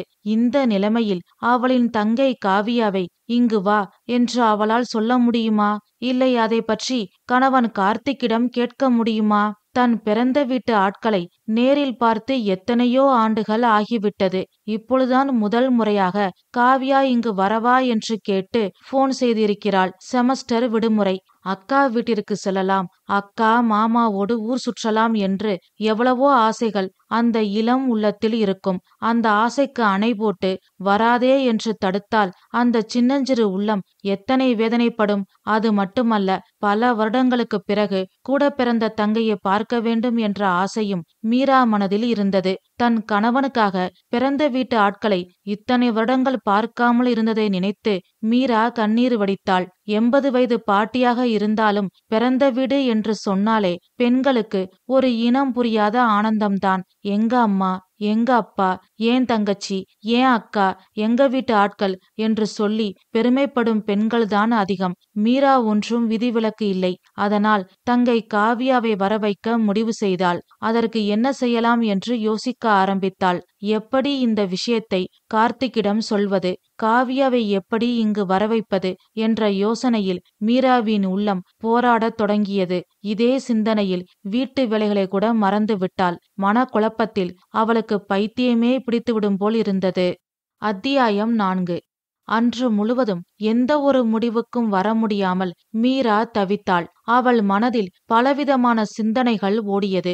ஏன் கார்த்திக்கிடம் சொல்ல வேண்டும்? அவருக்கு தெரியாமலேயே தன் தங்கையை வர சொன்னால் என்ன என்று ஒரு நொடி நினைத்தாள். ஆனால் அடுத்த நொடியே அப்படி செய்தால் அதனால் கார்த்திக்கின் கோபம் அதிகமாகி அந்த கோபம் ஆத்திரம் அனைத்தையும் தங்கை காவியாவிடம் காட்டி அவளை அவமானப்படுத்திவிட்டால் என்ன செய்வது என்று அவள் மனதில் தோன்றியது. இதனால் எந்த ஒரு முடிவும் எடுக்க முடியாமல் மீரா தவித்தாள். அவளால் ஒரு நிலையில் இருக்க முடியவில்லை. சரி, காவ்யா போன் செய்வதை பற்றி கார்த்திக்கிடம் சொல்லாமல் விட்டுவிடலாம் என்று நினைத்தாள். ஆனால் அடுத்த நொடியே இந்த விஷயம் எப்படியாவது அவருக்கு தெரிந்து விட்டால் ஏன் மறைத்தாய் என்ற வீண் சந்தேகமும் புது பிரச்சனையும் கிளம்பும் என்று நினைத்து தவித்தாள். சரி, கார்த்திக்கிடம் காவ்யா போன் செய்த விஷயத்தை சொல்லி அது பற்றி பேசலாம் என்று நினைக்கும் போதே அவளுக்கு நாத்தனார் அஞ்சலி ஞாபகம் வந்தது. கார்த்திக்கின் தங்கையே வரவேண்டாம் என்று சொல்லிவிட்டு தன் தங்கையை மட்டும் எப்படி வர சொல்லவா என்று கேட்பது என்ற தயக்கம் குறுக்கே வந்து அவளை தடுத்தது. இப்படி தர்ம சங்கடமான சூழ்நிலையில் தவித்தபடியே 2 நாட்கள் ஓடிவிட்டது. தங்கை காவியாவிற்கு எந்த ஒரு முடிவும் சொல்லாமல் இருந்தாள் மீரா. அப்பொழுது காவியா மீண்டும் அங்கு வரவா, மாமா கிட்ட கேட்டுட்டியா, மாமா என்ன சொன்னாரு என்று வாய்ஸ் மெசேஜ் அனுப்பியிருந்தாள். என்ன செய்வதென்று தெரியாமல் மீரா தவித்தாள். யோசித்து யோசித்து அவள் மனமும் மூளையும் சோர்ந்திருந்தது. வாரத்திற்கு 2 முறை மீரா கோவிலுக்கு கட்டாயம் செல்வாள். அவளின் பிரார்த்தனைதான் நமக்கு தெரியுமே. குழந்தை வரம் வேண்டிதான் அவள் கோவிலுக்கு செல்கிறாள்.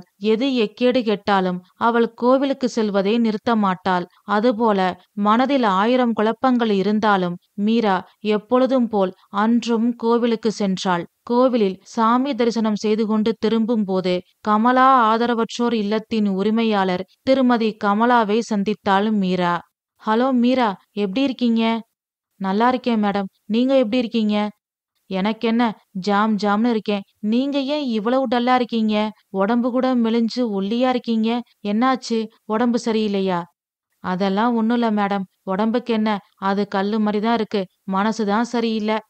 கவலைப்படாதீங்க மீரா, உங்க நிலைமை எனக்கு புரியுது, எல்லாம் நல்லதா நடக்கும் என்று கமலா சொன்னதும் மீரா விரக்தியாக சிரித்தாள். கமலா மேலும் சொன்னாள், இந்த கடவுள் எப்போதுமே இப்படித்தான், நம்மள சோதிக்கிறதுல அவருக்கு ஒரு ஆனந்தம். குழந்தைக்காக நீங்க ஏங்கி தவிக்கிறீங்க, ஆனா உங்களுக்கு குழந்தைய கொடுக்க மாட்றாரு. ஆனா குழந்தையே வேண்டாம் நினைக்கிறவங்களுக்கு குழந்தைய கொடுக்கறாரு. அவங்களும் பெத்துட்டு கொஞ்சம் கூட மனசாட்சியே இல்லாம எங்க ஆசிரமத்துல விட்டுட்டு போயிடுறாங்க. என்ன பண்றது, எல்லாம் நேரம். சரியா சொன்னீங்க மேடம். விரும்பி போனால் விலகி போகும், விலகி போனால் விரும்பி வரும்னு இதத்தான் பெரியவங்க சொல்றாங்க போல. எஸ் மீரா, நீங்க கவலைப்படாதீங்க, கூடிய சீக்கிரம் உங்களுக்கு நல்லது நடக்கும் என்று கமலா சொல்லி முடிப்பதற்கும் கோவில் மணி ஒலிக்கவும் சரியாக இருந்தது. கமலாவும் மீராவும் கோவில் கோபுரத்தை பார்த்து கும்பிட்டார்கள். பின் மீரா சொன்னாள், சரி மேடம், நான் வரேன் என்று சொல்லிவிட்டு மீரா கோவிலிருந்து கிளம்பினாள். வீட்டு வாசலில் வரும்போதே உள்ளே ஏதோ சத்தம் கேட்டது. வீட்டில் பிரகாசமாக விளக்கு எரிந்து கொண்டு இருந்தது. மீராவிற்கு ஒன்றும் புரியவில்லை. வீட்டிற்குள் எட்டி பார்த்தாள். நாத்தனார் அஞ்சலி ஹாலில் உள்ள சோஃபாவில் சாய்ந்து உட்கார்ந்திருந்தாள். அவளுக்கு பழ ஜூஸ் போட்டு கார்த்திக் குடுத்து கொண்டிருந்தான். அஞ்சலியின் மகன் விளையாடிக் கொண்டு இருந்தான். இதனை பார்த்ததும் மீராவின் உள்ளம் கொதித்தது. கோவிலில் இருந்து வரும்போது அவளுக்கு இருந்த நிம்மதியும் சந்தோஷமும் அடியோடு மறைந்து போய்விட்டது. பழையபடி ஆத்திரம், கோபம், கணவன் கார்த்திக்கு மீது எரிச்சல் எல்லாம் ஒன்று கூடி அவளுக்குள் புகுந்து அவளை கோபத்தின் உச்சிக்கு கொண்டு சென்றது. அப்பொழுது கார்த்திக் போனை எடுத்து டயல் செய்தான். ஸ்பீக்கரில் போட்டான். பின் பேச ஆரம்பித்தான். டாக்டர், என் தங்கச்சி என் வீட்டுக்கு வந்துட்டா. ரொம்ப வீக்கா இருக்கா. எவ்வளவு அழகா ஆரோக்கியமா இருந்தா தெரியுமா டாக்டர்? இப்போ இவளை இப்படி பார்க்கவே கஷ்டமா இருக்கு. பேசக்கூட சக்தி இல்லாம இருக்கா. எனக்கு ரொம்ப பயமா இருக்கு. எனக்கு அவ ஒரே தங்கச்சி. எங்க அப்பா அம்மா இருக்கிற வரைக்கும் எங்களுக்கு எந்த பிரச்சனையும் இல்ல. ஆனா இப்போ என்று முழுவதுமாக சொல்ல முடியாமல் கார்த்திக் அழுதான். மறுமுனையில் டாக்டர் சொன்னார், மிஸ்டர் கார்த்திக், கவலைப்படாதீங்க. அதான் இங்க வந்துட்டாங்கல்ல, அப்புறம் என்ன, நான் பாத்துக்கிறேன். நாளைக்கு நம்ம ஹாஸ்பிட்டலுக்கு கூட்டிட்டு வாங்க. உங்க தங்கச்சி நல்லா இருப்பாங்க. நீங்க முதல்ல தைரியமா இருங்க. அவங்க முன்னாடி நீங்க இப்படி பயந்தா அவங்களுக்கு எப்படி இருக்கும் யோசிச்சு பாருங்க. நீங்க முதல்ல தைரியமா இருங்க. அவங்களுக்கும் தைரியம் சொல்லுங்க. நாளைக்கு நாம பார்க்கலாம் என்று சொல்லிவிட்டு போனை வைத்தார் டாக்டர். தங்கை அஞ்சலியை பார்க்கும் போதெல்லாம் அவளின் புகுந்த வீட்டு ஆட்கள் மீது கார்த்திக்கிற்கு கோபம் அதிகமாகிக் கொண்டே போனது. இதே அவர்கள் பெண்ணாக இருந்தால் இப்படி செய்வார்களா என்று நினைத்து கார்த்திக் ஆத்திரப்பட்டான். அங்கு வாசலில் இது அனைத்தையும் பார்த்து கொண்டிருந்த மீராவிற்கு ஆத்திரம் பற்றி கொண்டு வந்தது. அத்தியாயம் 5. இதனை பார்த்த மீராவிற்கு என்ன செய்வது என்று புரியவில்லை. ஆத்திரம் தலைக்கேறியது.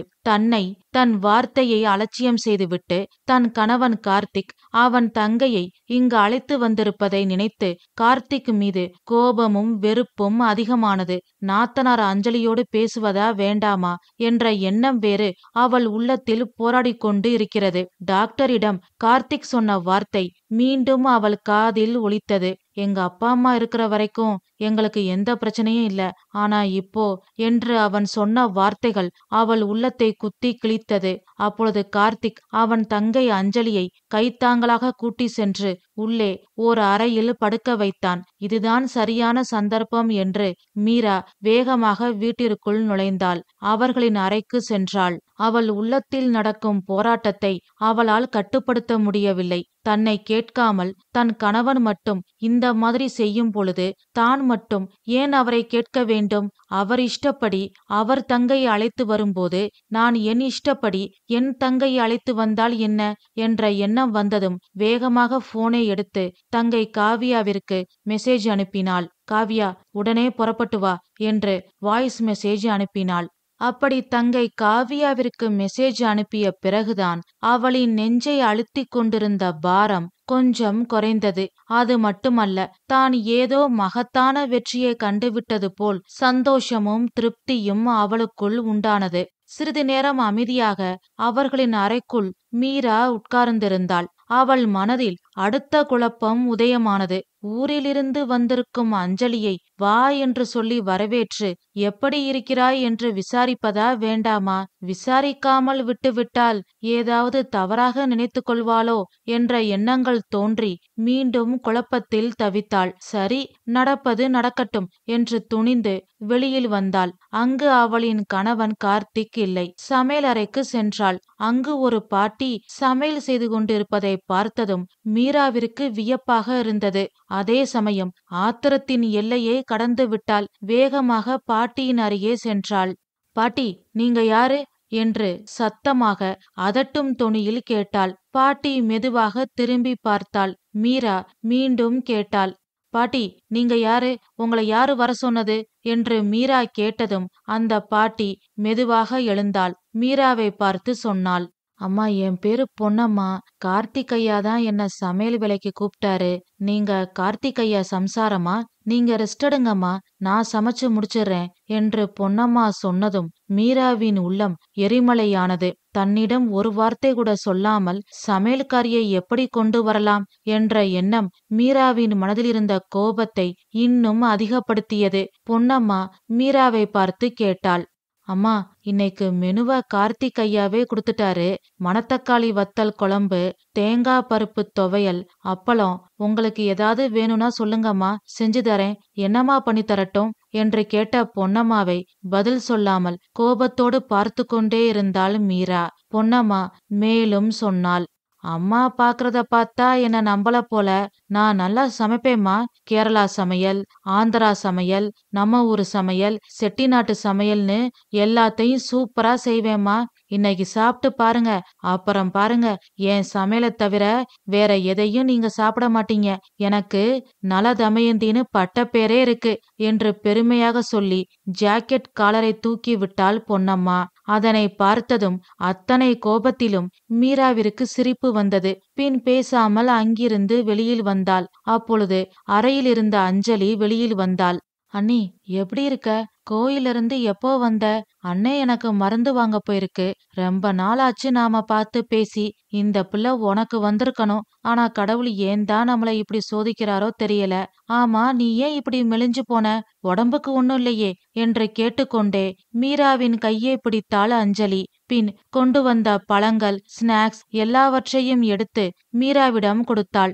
அவளே முன் வந்து பேசும்போது எப்படி பதில் பேசாமல் இருப்பது என்ற எண்ணம் மீராவின் மனதில் உண்டானது. அதனால் ஆத்திரத்தை, கோபத்தை அடக்கி கொண்டு அஞ்சலி கொடுத்த பழங்கள், ஸ்நாக்ஸ் என்ற அனைத்தையும் வாங்கி ஒரு புறம் வைத்துவிட்டு கடமைக்கே என்று பேச ஆரம்பித்தாள். உடம்புக்கு என்ன கேடு? ஒன்னும் இல்ல. நல்லா 3 வேளையும் தின்னுட்டு கல்லாட்ட இருக்கேன். நீதான் இளைச்சு போயிருக்க. உன் வீட்டுக்காரர் வரலையா?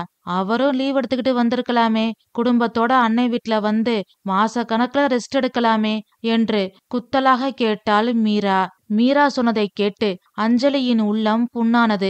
அஞ்சலியின் முகமாற்றத்தை ரசித்து கொண்டே மீரா அங்கிருந்து சென்றாள். மீராவின் அலட்சியமும் குத்தலான பேச்சும் அஞ்சலியின் உள்ளத்தை மேலும் ரணமாக்கியது. பின் மெதுவாக அஞ்சலி அவளின் அறைக்குள் வந்தாள். பாவம் அஞ்சலி, ஒரு பாவமும் அறியாதவள், கர்ப்பிணி, உடல்நிலை வேறு சரியில்லை. இந்த நிலையில் மீராவால் அவளின் உள்ளமும் வேதனைப்பட்டது. தன் மீது உள்ள பாசத்தால் அண்ணியின் சம்மதம் இல்லாமல் அண்ணன் தன்னை அழைத்து வந்து விட்டான் என்று அஞ்சலி புரிந்து கொண்டாள். ஒரு நாளும் இல்லாத திருநாளாக நானும் என் கணவரும் எதற்காக அண்ணனுக்கு போன் செய்து எங்கள் கஷ்டத்தை சொல்ல வேண்டும்? கணவன் மனைவிக்குள் பிரிவினை வந்தாலும் பரவாயில்லை, கூட பிறந்த தங்கையின் ஆரோக்கியம்தான் முக்கியம் என்று அண்ணன் என்னை எதற்காக வரவழைத்தான்?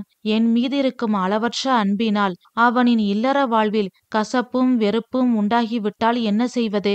ஏற்கனவே என்ன பாவம் செய்தேனோ தெரியவில்லை. புகுந்த வீட்டில் கஷ்டப்படுகிறேன். இப்பொழுது அண்ணன் அண்ணியை பிரித்து அந்த பாவமும் வேறு சேர்ந்து கொள்ள வேண்டுமா? சில சமயம் அளவுக்கு மீறிய பாசம் விபரீத விளைவுகளை ஏற்படுத்தக்கூடும் என்று படித்த அண்ணனுக்கு தெரியவில்லையா?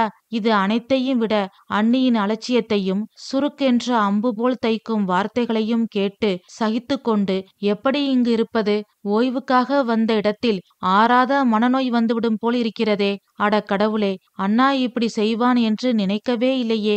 அண்ணியோடு கலந்து பேசி இருவரும் சம்மதித்துதான் என்னை அண்ணன் இங்கு கூட்டி வந்தான் என்று நினைத்தேனே. ஆனால் அண்ணன் இப்படி செய்வான் என்று எதிர்பார்க்கவில்லையே.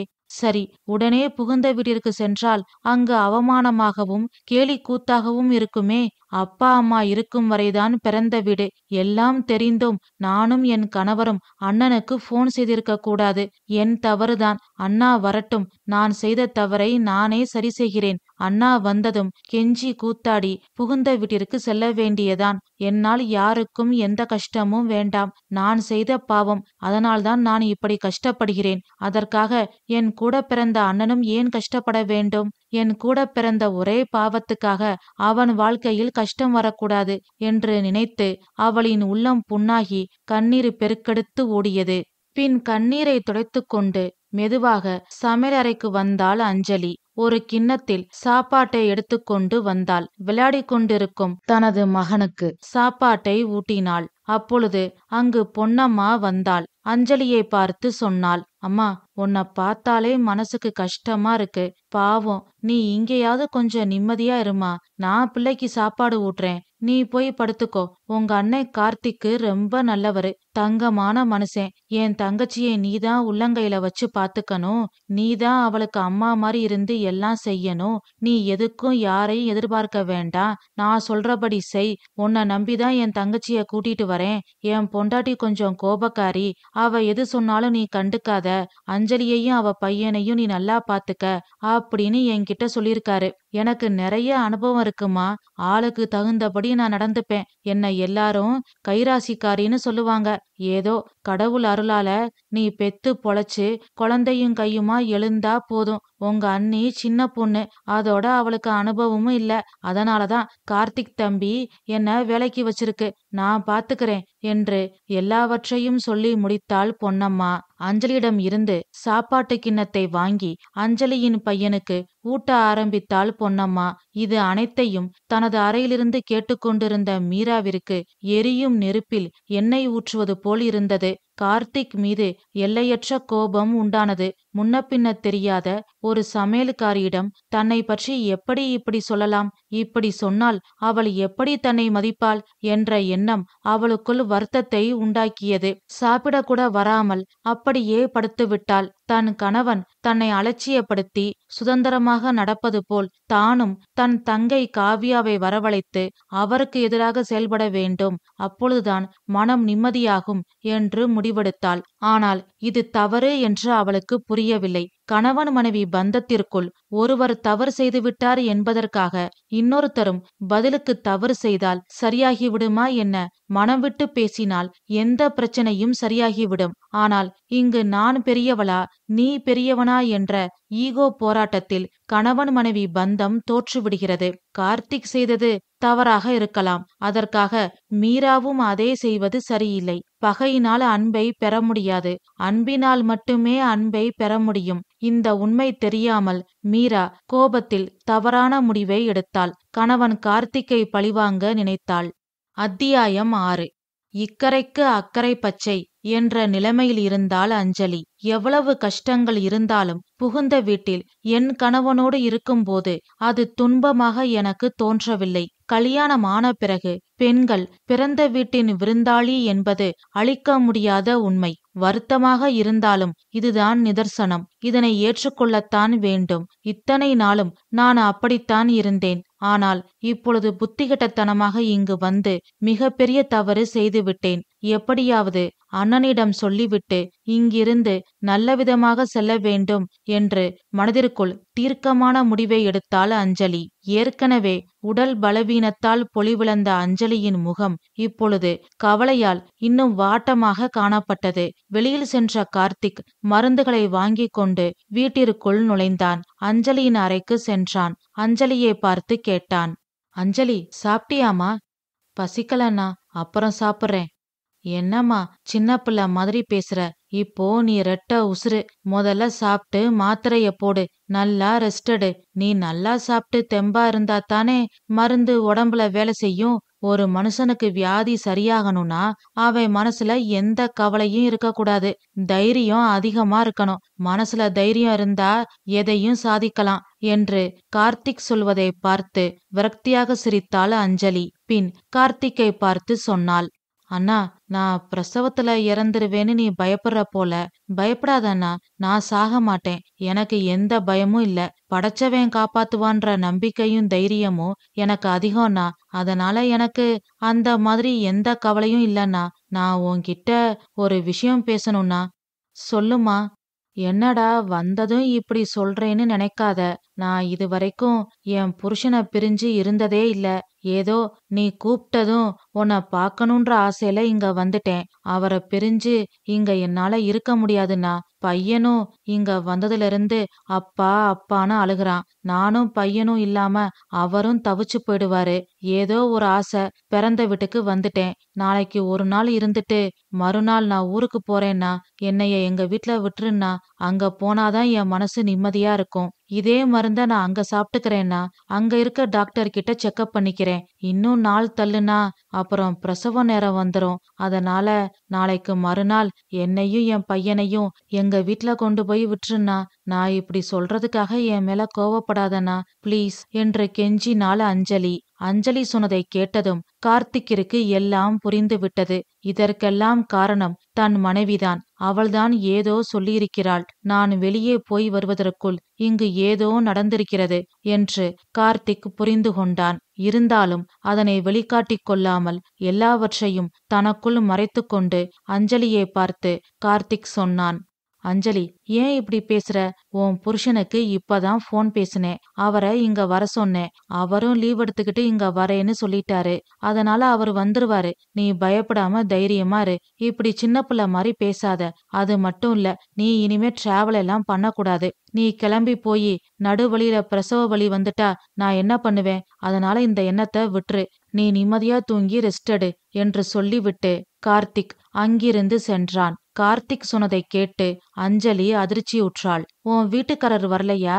அவரும் லீவ் எடுத்துக்கிட்டு வந்திருக்கலாமே. குடும்பத்தோட அண்ணன் வீட்டுல வந்து மாச கணக்குல ரெஸ்ட் எடுக்கலாமே என்று ஏற்கனவே அண்ணி மீரா குத்தலாக கேட்டது அஞ்சலியின் காதில் ஒலித்தது. இப்பொழுது அண்ணனும் அதற்கு ஏற்றாற்போல் என் கணவருக்கு போன் செய்து அவரை லீவ் எடுத்து கொண்டு வர சொல்லியிருக்கிறாரே. அவரும் மனம் கேட்காமல் இங்கு உள்ள நிலைமை தெரியாமல் வந்துவிட்டால், அவரையும் அண்ணி அவமானப்படுத்தி விட்டால் நான் என்ன செய்வது? அவருக்கு ஏன் இந்த அவமானம் எல்லாம்? எல்லாவற்றுக்கும் நான் தான் காரணம் என்று நினைத்து அஞ்சலி வருத்தப்பட்டாள். இரவு முழுவதும் அவளுக்கு தூக்கமே வரவில்லை. புரண்டு புரண்டு படுத்தாள். மிகவும் பலவீனமாக இருந்தாள். பெருமூச்சு விட்டாள். எழுந்து உட்கார்ந்தாள். மூச்சு வாங்கினாள். பின் படுத்தாள். நிறைமாத நிலைமையில் படுக்கவும் முடியாமல் படுக்காமல் இருக்கவும் முடியாமல் அவள் படும் வேதனையை பார்த்து கார்த்திக் கண்ணீர் சிந்தினான். அஞ்சலியின் நிலைமையை பார்க்கும் போதெல்லாம் கார்த்திக்கிற்கு மீரா மீது இருந்த கோபம் அதிகமானது. இருந்தாலும் அந்த கோபத்தை மீராவிடம் அவன் காட்ட விரும்பவில்லை. ஏனென்றால் இவன் கோபப்பட்டு மீராவிடம் ஏதாவது கேட்கப் போய் அவள் பதிலுக்கு கோபப்பட்டு ஏதாவது சொல்லி சண்டை பெருசானால் அது அஞ்சலியின் உள்ளத்தை பாதிக்கும் என்று நினைத்து பொறுமையாக இருந்தான். சரி, எங்காவது அஞ்சலியை அழைத்து செல்லலாம் என்றால் அதற்கும் இடமில்லை. இப்படி ஒரு இக்கட்டான நிலைமையில் இருப்பதை நினைத்து கார்த்திக்கும் தூங்கவில்லை. உட்கார்ந்து பேசி தீர்த்து கொள்ள வேண்டிய விஷயத்தை பெரிதாக்கி கோபப்பட்டு மனஸ்தாபத்தை வளர்த்து கொண்டு இருப்பவர்கள் இங்கு நிறைய பேர் இருக்கிறார்கள். ஒன்றும் இல்லாத விஷயத்திற்கு கண்ணு மூக்கு காது வைத்து திரித்து பகையை வளர்த்து கொள்பவர்கள் இங்கு அதிகம். அதுபோல் தனக்கு ஒருவரை பிடிக்கவில்லை என்றால் அவர்களுடன் தனக்கு வேண்டியவரும் பேசக்கூடாது என்ற எழுதப்படாத சட்டத்தை விதித்து கொண்டு எல்லோரையும் கஷ்டப்படுத்துபவர்களும் அதிகம். அதைவிட முகத்திற்கு நேரே நல்லவர்கள் போல் இனிக்க இனிக்க பேசி பசப்பி விட்டு உள்ளுக்குள் அவர்கள் மீது வன்மத்தை வளர்த்து கொண்டு இருக்கும் ஆட்களும் அதிகம். அதுபோலதான் இங்கு மீராவும் தேவையில்லாத பிரச்சனையை ஊதி பெருசாக்கி கொண்டு இருக்கிறாள். கணவன் கார்த்திக் மீது வீண் பகையை வளர்த்து கொண்டு இருக்கிறாள். அவன் செய்தது மீராவிற்கு தவறாக படலாம். ஆனால் தாய் தகப்பன் இல்லாத அஞ்சலிக்கு தாயும் தகப்பனும் கார்த்திக்கும் மீராவும் தானே. அண்ணி இன்னொரு அம்மா இல்லையா? அஞ்சலி நிறைமாத கர்ப்பிணியாக இருக்கும்போது அவளிடம் இப்படி கோபத்தை காட்டலாமா? இந்த சின்ன விஷயம் கூட புரியாமல் கோபத்தோடு தன் கணவன் தன்னை அவமானப்படுத்தி விட்டான் என்ற ஒரே எண்ணத்தோடு தூக்கம் வராமல் புரண்டு புரண்டு படுத்திருந்தாள் மீரா. அது மட்டுமல்ல, நாளைக்கு காவியா வந்த பிறகு கார்த்திக் என்ன செய்வாரோ? என் மீது உள்ள கோபத்தை அவளிடம் காட்டி அவளை அவமானப்படுத்தி விடுவாரோ? அப்படி செய்தால் என்ன செய்வது? காவியா வேறு கோபக்காரி. இதற்குத்தான் என்னை வர சொன்னாயா என்று கேட்டு ஆர்ப்பாட்டம் செய்தால் என்ன செய்வது? அஞ்சலி வேறு வந்து படுத்திருக்கிறாள். அவள் கண்முன் இதெல்லாம் நடந்தால் நன்றாக இருக்குமா? அவசரப்பட்டு காவியாவுக்கு மெசேஜ் அனுப்பிவிட்டோமா என்று யோசித்து குழம்பி தூக்கம் வராமல் தவித்தாள் மீரா. ஒரே சமயத்தில் 3 பேரும் 3 விதமான குழப்பத்தோடு தூங்காமல் தவித்தார்கள். உழைப்பாளிகளுக்கும் தெளிவான மனம் உள்ளவர்களுக்கும் ராத்திரி பொழுது ஒரு நொடியில் போய்விடும். உடல்நிலை சரியில்லாதவர்களுக்கும் மனம் சரியில்லாதவர்களுக்கும் ராத்திரி பொழுதின் நீளம் அதிகமாக இருக்கும். அதுபோல் 3 பேருக்கும் ராத்திரி பொழுதின் நீளம் அதிகமாக இருப்பது போல் தோன்றியது. யாருக்கு எப்படி தோன்றினால் என்ன? அதை பற்றி கொஞ்சம் கூட கவலைப்படாமல் காலம் அதன் கடமையை செய்து கொண்டே இருந்தது. பொழுது விடிந்தது. அஞ்சலியை பார்த்து கொள்வதற்காக கார்த்திக் 1 மாதம் லீவ் எடுத்திருந்தான். அன்றைக்கு எந்த சம்பவமும் பெரிதாக நடக்கவில்லை. பொழுது நல்லபடியாக போனது. அஞ்சலி வந்த 3ஆம் நாள் காலையில் வாசலில் கால் டாக்ஸி வந்து நின்றது. மீராவின் செல்லத்தங்கை காவியா வந்து விட்டாள். மீராவிற்கு சந்தோஷம் தாங்க முடியவில்லை. நாம் செய்த இந்த காரியத்தினால் கார்த்திக் என்ன சொல்வாரோ, எப்படி நடந்து கொள்வாரோ என்ற பயம் மீராவின் இதய ஓட்டத்தை அதிகரித்தது. ஆனாலும் காவியாவை வாசலுக்கு சென்று வரவேற்றாள். கணவன் மீது இருந்த பயத்தை தங்கையின் மீதிருந்த பாசம் ஜெயித்து விட்டது. நாத்தனார் அஞ்சலியை வா என்று கூட அழைக்காத மீரா காவியாவை வாசலுக்கு சென்று வரவேற்றாள். கட்டிப்பிடித்து முத்தமிட்டாள். அவளின் உடைமைகளை இவளே எடுத்துக்கொண்டாள். காவியா முன்பை விட அழகாகவும் வசீகரமாகவும் இருந்தாள். அவளின் அழகைக் கண்டு மீரா வியந்தாள். காவியாவை மாடியில் உள்ள தனி அறையில் தங்க வைத்தாள். நலம் விசாரித்தாள். விழுந்து விழுந்து கவனித்தாள். தங்கையின் வருகையால் அவள் மனம் பூரித்து போயிருந்தது. இதுபோலத்தானே தன் கணவனுக்கும் அவன் தங்கை மேல் பாசம் இருக்கும் என்று மீராவிற்கு தோன்றவே இல்லை. அப்பொழுது பொன்னம்மா அஞ்சலிக்கு சாப்பாடு கொண்டு போனாள். அஞ்சலியின் அறையே திறந்தாள். மாடியிலிருந்து இதனை பார்த்த காவியா அக்கா மீராவிடம் கேட்டாள். அக்கா, யாரிது? மாமா எங்க? வேலைக்காரி பொன்னம்மா. உங்க மாமா சமையலுக்காக பொன்னம்மாவ வேலைக்கு வர சொல்லியிருக்காரு. மாமா அறிவாளிதான்கா. என்னடி சொல்ற? ஆமா, உன் சமையலிருந்து மாமா எவ்வளவு அழகா தப்பிச்சிருக்காரு பாரு. ஹி இஸ் வெரி பிரில்லியன்ட் என்று சொன்ன காவியாவை செல்லமாக அடித்தாள் மீரா. பின் சொன்னாள், போடி நீ வேற. அவர் ஒன்னும் அதுக்காக சமையலுக்கு பொன்னம்மாவ வர சொல்லல. ஊர்ல இருந்து என் நாத்தனார் அஞ்சலி வந்திருக்கா. அவளுக்கு இது 2வது பிரசவம். நிறமாசமா இருக்கா. நான் அவளை ஒழுங்கா பாத்துக்க மாட்டேன்னு வேலைக்காரிய ஏற்பாடு பண்ணிருக்காரு. அஞ்சலி வந்ததுல இருந்து உங்க மாமாவ கையிலேயே பிடிக்க முடியல. அஞ்சலிக்காக அவர் என்ன படுத்துற பாடு இருக்கே. நானாக இருக்க எல்லாத்தையும் பொறுத்துக்கிறேன். வேற ஒருத்தியா இருந்திருந்தா இந்நேரம் வீட்டை விட்டு போயிருப்பா. அஞ்சலி சரியான பசப்புக்காரி. நல்லா அவருக்கு தூபம் போட்டு வச்சிருக்கா. அவர் என் கூட பேசி எத்தனை நாள் ஆச்சு தெரியுமா? அவருக்கு இப்பெல்லாம் நான் வேம்பு மாதிரி கசந்து போயிட்டேன். இவ பிள்ளையா பெத்துக்கிட்டு இருப்பா. இதுக்கு ஒவ்வொரு தரமும் நாங்க பிரசவ செலவு பண்ண முடியுமா? உங்க மாமா சம்பளத்துல எவ்வளவுதான் சமாளிக்க முடியும் என்று மீரா சொன்னதை கேட்டு காவியா அதிர்ச்சியுற்றாள். பின் கேட்டாள், என்னக்கா சொல்ற? உன் நாத்தனாரு அவ்வளவு பொல்லாதவங்களா? அஞ்சலி நல்ல பொண்ணுன்னு நம்ம அம்மா அடிக்கடி சொல்லுவாங்களே, நீ என்னடானா இப்படி சொல்ற? அடி போடி, அம்மாக்கு என்ன தெரியும் இவள பத்தி? என் கல்யாணத்துக்கு பிறகு நம்ம அம்மா எத்தனை தரம் என் வீட்டுக்கு வந்திருக்காங்க. பாக்க பூனை மாதிரி இருப்பா. ஆனா புலி மாதிரி பாய்வா.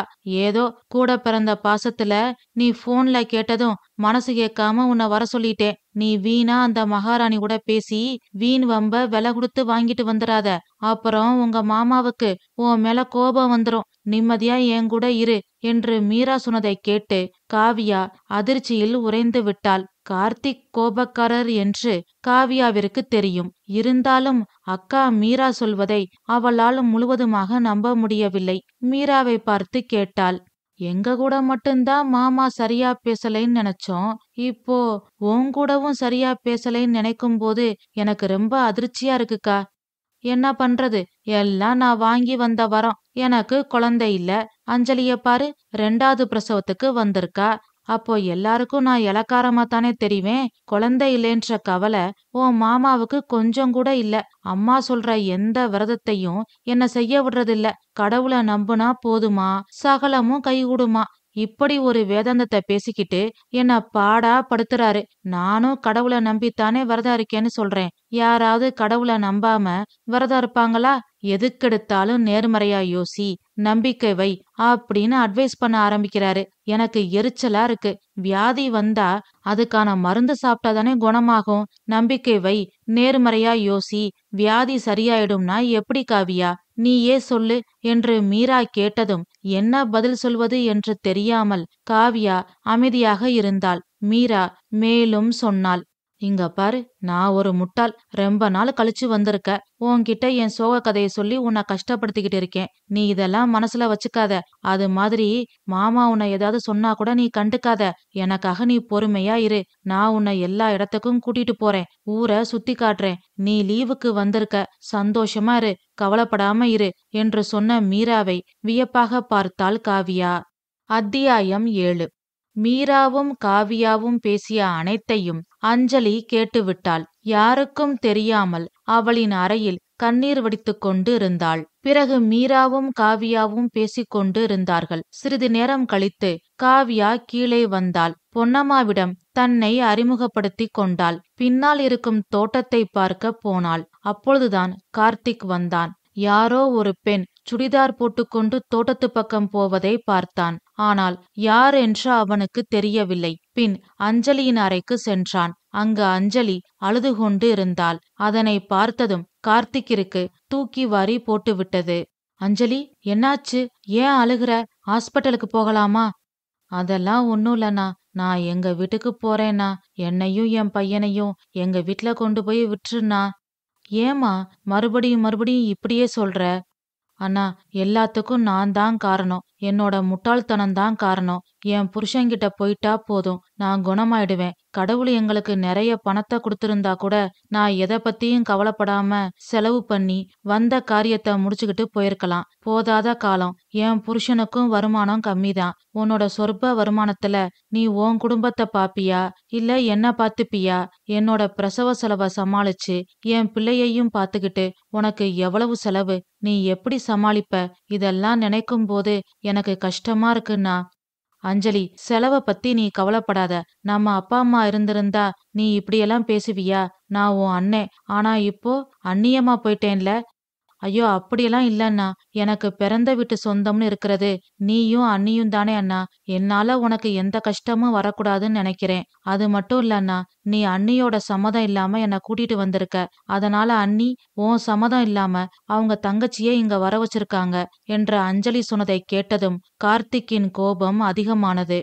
என்ன, அவ தங்கச்சி வந்திருக்காளா? அவதான் தோட்டத்து பக்கம் போனதா என்று ஆத்திரத்தோடு கத்தினான் கார்த்திக். அவனின் கோபத்தை பார்த்து அஞ்சலி பயந்து விட்டாள். அவன் கையை பிடித்து கொண்டு சொன்னாள், அண்ணா, ஆத்திரப்படாத. அண்ணி இப்படி நடந்துக்க நீதான் காரணம். அவங்கள அவங்க பிறந்த வீட்டுக்கு அனுப்பாம அவங்களோட பிறந்த வீட்டு ஆட்களையும் இங்க வரவிடாம கட்டுப்படுத்தி கண்டிஷன் போட்டுட்டு நீ மட்டும் உன் தங்கச்சிய கூட்டிக்கிட்டு வந்து உறவாடுறது எந்த விதத்துல நியாயம்? அன்னிக்கு நீ பண்ண மாதிரி ஏன் புகுந்த வீட்ல என்ன பண்ணா உனக்கு எப்படி இருக்கும்? அப்படித்தானே அண்ணிய பெத்தவங்களுக்கும் இருக்கும். நீ சுதந்திரமா முடிவெடுத்து உன் தங்கச்சிய கூட்டிக்கிட்டு வரும்போது அவங்க சுதந்திரமா முடிவெடுத்து அவங்க தங்கச்சிய இங்க கூட்டிட்டு வரக்கூடாதா? ஏற்கனவே உனக்கு வருமானம் கம்மி. இப்போ உன் குடும்ப செலவு, எங்களோட செலவு, காவியாவோட செலவு, 3 செலவ நீ எப்படி சமாளிக்க போற? பணத்தால எத்தனை குடும்பத்துல சண்டை வந்திருக்கு தெரியுமா?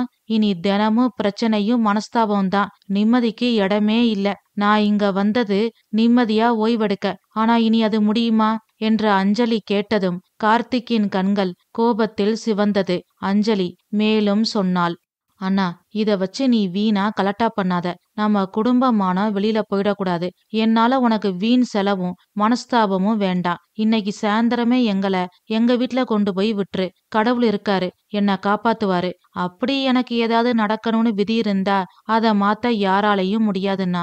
தயவு செஞ்சு நான் சொல்றபடி செய்யினா என்று அஞ்சலி கெஞ்சி கேட்டாள். அவள் கண்களில் இருந்து கண்ணீர் அருவி போல் கொட்டியது. கார்த்திக் பேச வார்த்தை வராமல் தவித்தான். என்ன செய்வது, என்ன சொல்வது என்று அவனுக்கு ஒன்றும் புரியவில்லை. நான் வரும்போது தோட்டத்து பக்கம் போனது மீராவோட தங்கை காவியாவா? மீராவுக்கு என்ன துணிச்சல் இருந்திருந்தால் இப்படி செய்திருப்பாள்? மீரா மேல் தப்பு இருந்தாலும் இதற்கெல்லாம் நான் தான் காரணம். அஞ்சலி சொல்வது போல் நான் தான் காரணம். நான் ஒன்றை நினைத்து செய்தேன், அது வேறு விதமாக முடிந்து விட்டது என்று நினைத்து வருத்தப்பட்டு கொண்டே அஞ்சலியை பார்த்து சொன்னான், எனக்கு புரியுது அஞ்சலி. தயவு செஞ்சு மன்னிச்சிரு. உன் புருஷன் இங்க வந்துகிட்டு இருக்காரு. உனக்கு பிரசவம் ஆகுற வரைக்கும் நீ கொஞ்சம் பொறுத்துக்கோ. மீரா கிட்ட நான் பேசி புரிய வைக்கிறேன். எல்லா பிரச்சனையும் நானே சரி பண்றேன் என்று சொல்லிவிட்டு வெளியில் வந்தான். அப்பொழுது காவியா அங்கு வந்தாள். கார்த்திக்கை பார்த்ததும் அவளே வந்து பேசினாள். மாமா, எப்படி இருக்கீங்க? என்ன ஞாபகம் இருக்கா என்று கேட்டுக்கொண்டே அங்கு விளையாடிக் கொண்டிருக்கும் அஞ்சலியின் பையனை தூக்கி கொஞ்சினாள் காவியா. அஞ்சலி இங்கு வந்ததிலிருந்து அவளிடமோ அவள் பையனிடமோ மீரா அன்பாக பேசியதில்லை. ஏன், பாசமாக ஒரு பார்வை பார்த்து சிரிக்க கூட இல்லை. ஆனால் கள்ளம் கபடம் இல்லாமல் அஞ்சலியின் மகனை தூக்கி கொஞ்சும் இவளா மீராவின் தங்கை என்று நினைத்து கார்த்திக் வியந்தான். அவளாகவே வந்து பேசும் பொழுது நாம் ஏன் விரோதத்தை காட்ட வேண்டும்?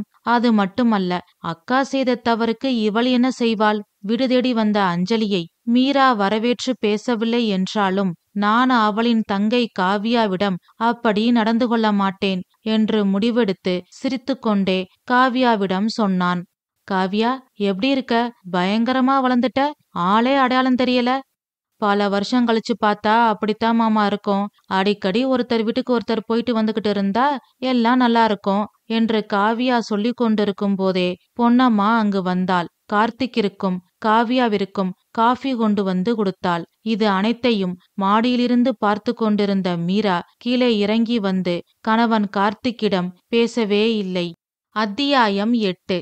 காவியாவிடம் சந்தோஷமாக பேசினான் கார்த்திக். தனது செல்போன் நம்பரை கார்த்திக்கிடம் கொடுத்தாள் காவியா. பின் அஞ்சலிக்கு தேவையான பழங்கள், காய்கறிகள் எல்லாம் வாங்குவதற்காக கார்த்திக் வெளியில் சென்றான். பின் காவியா மாடிக்கு வந்தாள். அஞ்சலி கார்த்திக்கிடம் பேசிக்கொண்டிருந்த எல்லாவற்றையும் காவியா கேட்டுக்கொண்டுதான் இருந்தாள். இவ்வளவு நல்லவளாக இருக்கும் அஞ்சலியை அக்கா வெறுக்க என்ன காரணம்? அக்காவின் உடல்நிலை கெட்டுவிடக்கூடாது என்ற காரணத்துக்காக மாமா சொன்ன ஒவ்வொரு விஷயத்தையும் அக்கா கட்டுப்பாடுகள், கண்டிஷன்ஸ் என்று நினைத்து கொண்டாள். அதேபோல் கார்த்திக் மாமாவிடம் உள்ள தவறு என்னவென்றால், தன் தங்கை மீது தன் வீட்டார் மேல் தனக்கு எப்படி பாசமும் அன்பும் இருக்கிறதோ அப்படித்தான் மீரா அக்காவிற்கும் அவள் பிறந்த வீட்டின் மீது பாசமும் அன்பும் இருக்கும் என்று மாமா புரிந்து கொள்ளவில்லை. அதை கார்த்திக் மாமாவிற்கு அஞ்சலி அழகாக எடுத்து சொல்லி புரிய வைத்து விட்டாள். ஒரு தங்கையாக அண்ணனின் வாழ்க்கையை சீர் செய்ய அவளால் முடிந்தவற்றை செய்து விட்டாள். இப்பொழுது ஒரு தங்கையாக என் அக்காவின் வாழ்க்கையை சீர் செய்ய நான் ஏதாவது செய்ய வேண்டும் என்ற தீர்மானத்தோடு அறைக்குள் நுழைந்தாள். அங்கு மீரா ஜன்னல் வழியாக வேடிக்கை பார்த்து கொண்டு இருந்தாள். காவியா பேச ஆரம்பித்தாள். அக்கா, நம்ம ஊருக்கு நீ வந்து ரொம்ப நாள் ஆச்சுல்ல, நம்ம ஊர்ல நடந்த கதையெல்லாம் உனக்கு சொல்லவா என்று காவியா கேட்டதும் மீரா ஆர்வமாக திரும்பினாள். பின் காவியாவை பார்த்து சொன்னாள். சொல்லு, நானே கேட்கணும்னு நினைச்சேன், நீ ஏன் ஆரம்பிச்சிட்ட, சொல்லு என்ன நடந்தது என்று மீரா கேட்டதும் காவியா சொல்ல ஆரம்பித்தாள். நம்ம பக்கத்து வீட்டு அம்புஜத்தை தெரியும்ல உனக்கு, அவ எப்ப பார்த்தாலும் அவ புருஷன் கூட சண்டை போட்டுக்கிட்டே இருந்தா. அவனை இவ மதிக்கிறதே இல்ல. கடைசியில ஒரு நாள் அந்த அம்புஜத்தோட புருஷன் இறந்து போயிட்டான். இப்ப அவனை மதிக்காம அலட்சியம் பண்ண அம்புஜம் என்னத்த சாதிச்சா? கணவன் மனைவிக்குள்ள நீ பெரியவ நான் பெரியவன்ற எண்ணம் எல்லாம் வரலாமா? கணவன் மனைவிக்குள்ள 2 விஷயம் மட்டும் வரவே கூடாதுக்கா. ஒன்னு சந்தேகம், இன்னொன்னு ஈகோ. 2ல எது வந்தாலும் குடும்பம் சர்வநாசம்தான் என்று காவியா சொன்னதும் மீராவிற்கு ஒரு மாதிரியாக இருந்தது. காவியா மேலும் சொல்ல ஆரம்பித்தாள். அப்புறம் நம்ம எதிர் வீட்ல ஒரு புதுமண தம்பதிகள் குடி வந்தாங்களே, உனக்கு ஞாபகம் இருக்கும்னு நினைக்கிறேன். அவங்களுக்கு இப்போ டிவோர்ஸ் ஆயிடுச்சுக்கா. 2 பேரும் எலியும் பூனையுமா சண்டை போட்டுக்கிட்டே இருந்தாங்க. இப்போ டிவோர்ஸ் ஆயிடுச்சு. அவன் மிலிட்ரியில சேர்ந்துட்டானா, இவ பிறந்த வீட்டுக்கு போயிட்டா. அங்க அவ அண்ணிகள் கிட்ட அடிமை மாதிரி இருக்கா. இதெல்லாம் தேவையா? புருஷனோட அனுசரிச்சு இருந்திருந்தா இன்னைக்கு இப்படி ஒரு அவல நிலை வருமா என்று காவியா சொன்னதும் மீராவின் மனதில் சுருக்கென்று ஏதோ குத்துவது போல் இருந்தது. அன்பை இழப்பது வெகு சுலபம், ஆனால் மறுபடியும் அதே அன்பை பெறுவது மிகவும் கடினம் என்ற உண்மை புரிய ஆரம்பித்ததும் மீராவின் கண்கள் கலங்கியது. மீராவின் மனதில் நடக்கும் மாற்றங்களை அவள் முகம் அப்பட்டமாக காட்டி கொடுத்தது. அதனை கவனித்தபடி காவியா மேலும் சொன்னாள். நாம சின்ன பிள்ளையா இருக்கும்போது ஒரு பாட்டி நமக்கு வந்து வைத்தியம் பார்ப்பாங்களே, ஞாபகம் இருக்கா? அவங்க மருமக கூட அவங்களுக்கு மனஸ்தாபம். ஒரு நாள் எல்லா சொத்தும் போய் மகனும் மருமகளும் வந்தாங்க. அந்த பாட்டி அவங்கள ஏத்துக்கிட்டாங்க. எல்லாரும் எப்படி மன்னிச்சு ஏத்துக்கிட்டீங்கன்னு கேட்டாங்க. அதுக்கு அந்த பாட்டி என்ன சொன்னாங்க தெரியுமா? விரோதம் வியாதியை விட கொடுமையானது. வியாதி வந்தா அந்த ஒரு ஆளோட முடிஞ்சு போகும். ஆனா விரோதம் வந்தா தலைமுறையா பகைய உண்டாக்கி குடும்ப நிம்மதிய கொன்றும். யாருதான் இங்க தப்பு பண்ணல, மறந்து மன்னிக்கிறதா மனுஷ குணம் அப்படின்னு சொன்னாங்க என்று காவியா சொன்னதும் மீரா கண்களில் இருந்து கண்ணீர் வடிந்தது. என் கணவர் மீது நானும் விரோதத்தை அல்லவா வளர்த்து கொண்டு இருக்கிறேன். அவரும் என் பிறந்த வீட்டார் மேல் பகையை அல்லவா வளர்த்து வைத்திருக்கிறார். இது எங்கு போய் முடிய போகுதோ என்று நினைத்து பயந்தாள். குற்றம் பார்க்கில் சுற்றம் இல்லை என்று பெரியவர்கள் சும்மாவா சொல்லியிருக்கிறார்கள்? குறை இல்லாத மனிதர்களே கிடையாது. அந்த குறையை தூர வைத்துவிட்டு அவர்களின் நல்ல குணத்தை மட்டும் எடுத்துக்கொண்டு அவர்களிடம் அன்பாக இருக்க வேண்டும். அதை விட்டுவிட்டு அவர்களின் குறையை பெரிதுபடுத்தக்கூடாது. கணவன் மனைவிக்குள் பிரச்சனை வந்துவிட்டால் அவர்களுக்கு வேண்டியவர்கள் மற்றும் அவர்கள் வீட்டு ஆட்களிடம் கோபத்தை காட்டக்கூடாது. சொல்லிய வார்த்தைகளை நாம் திருப்பி வாங்க முடியாது. மனிதனின் ஆயுட்காலம் மிகவும் குறைவு. அந்த குறைந்த காலத்தில் நாம் பிறரிடம் அன்பாக இருக்க வேண்டுமே தவிர பகையை வளர்த்து கொள்ள கூடாது என்ற உண்மை கொஞ்சம் கொஞ்சமாக மீராவிற்கு புரிய ஆரம்பித்தது. அப்பொழுதுதான் நாம் முதல் அத்தியாயத்தில் பார்த்தபடி கார்த்திக் பழங்கள் காய்கறிகள் வாங்கி கொண்டு வந்தான். அஞ்சலிக்கு பிரசவ வலி வந்தது. அஞ்சலியை ஹாஸ்பிட்டலில் அட்மிட் செய்தான். பின் கார்த்திக் காவியாவிற்கு தகவல் சொல்லிவிட்டு அஞ்சலியின் கணவன் அர்ஜுனுக்கும் தகவல் சொன்னான். அர்ஜுனும் ஊரிலிருந்து கிளம்பிவிட்டான். இங்கு மீரா காரில் ஹாஸ்பிட்டல் நோக்கி வந்து கொண்டிருந்தாள். இதுதான் மீராவின் கதை. கால் டாக்ஸி ஹாஸ்பிட்டல் முன்னால் வந்து நின்றது. வேகமாக கால் டாக்ஸிக்கு பணத்தை கொடுத்துவிட்டு ஹாஸ்பிட்டலுக்குள் ஓடினாள். அஞ்சலியை பார்த்தாள். அண்ணி, நீயா? ஆமா அஞ்சலி, என்ன மன்னிச்சிரு, உனக்கு ஒன்னும் ஆகாது. இப்போ உடம்புக்கு எப்படி இருக்கு? என்று மீரா கேட்டதும் அஞ்சலியின் கண்களில் இருந்து ஆனந்த கண்ணீர் வடிந்தது. அஞ்சலியின் கண்ணீரை துடைத்து விட்டபடி மீரா சொன்னாள், என் மேலதான் தப்பு, எல்லாம் என்னோட முட்டாள்தனம். எனக்கு குழந்தை பிறக்கலையே, உனக்கு 2வது குழந்தை பிறக்க போகுதே அப்படின்ற பொறாம தான் இதுக்கெல்லாம் காரணம். நானும் கஷ்டப்பட்டு உன்னையும் கஷ்டப்படுத்தி உங்க அன்னை மனசையும் கஷ்டப்படுத்திட்டேன். ஆனா இப்போ காவ்யா எங்க ஊர்ல நடந்த கதையெல்லாம் சொல்லி என் மனச மாத்திட்டா. அன்புக்கு எவ்வளவு சக்தி இருக்குன்னு நான் புரிஞ்சுகிட்டேன். இனி பழசெல்லாம் மறந்துருவோம். உன்னை நான் பாத்துக்கிறேன். நீ நல்லபடியா பிள்ளைய பெத்து எடுத்துக்கிட்டு வா என்று அன்பாக சொன்னாள் மீரா. அப்பொழுது ஊரிலிருந்து கிளம்பிய அஞ்சலியின் கணவன் அர்ஜுனும் மருந்து கடைக்கு சென்றிருந்த கார்த்திக்கும் அங்கு வந்து விட்டார்கள். அஞ்சலியின் மெடிக்கல் ரிப்போர்ட் அனைத்தையும் டாக்டரிடம் கொடுத்தாள் மீரா. மீராவின் மாற்றத்தை பார்த்த கார்த்திக்கிற்கு ஒன்றும் புரியவில்லை. காண்பது கனவா நினைவா என்ற குழப்பம் அதிகமானது. மீரா என்று ஆச்சரியமாக அழைத்தான் கார்த்திக். அப்பொழுது அஞ்சலியின் பையனோடு காவியா அங்கு வந்தாள். அஞ்சலியை பிரசவ வார்டிற்கு அழைத்து சென்றார்கள். காவியா கார்த்திக்கிடம் சொன்னாள், மாமா, அக்காவோட மாற்றத்துக்கு நான் தான் காரணம்.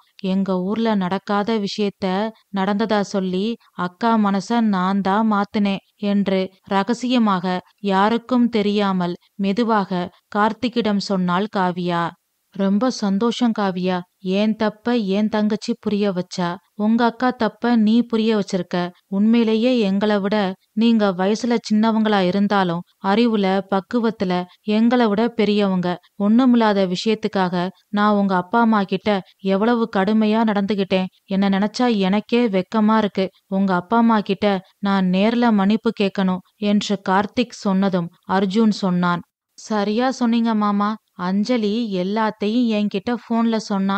மீரா அக்காவுக்கு குழந்தை இல்லைன்ற ஏக்கம் இருக்கு. அவங்க விருப்பப்படி அவங்க விரதம் இருக்கட்டும். அவங்கள எல்லாத்துக்கும் கண்ட்ரோல் பண்ணாதீங்க மாமா.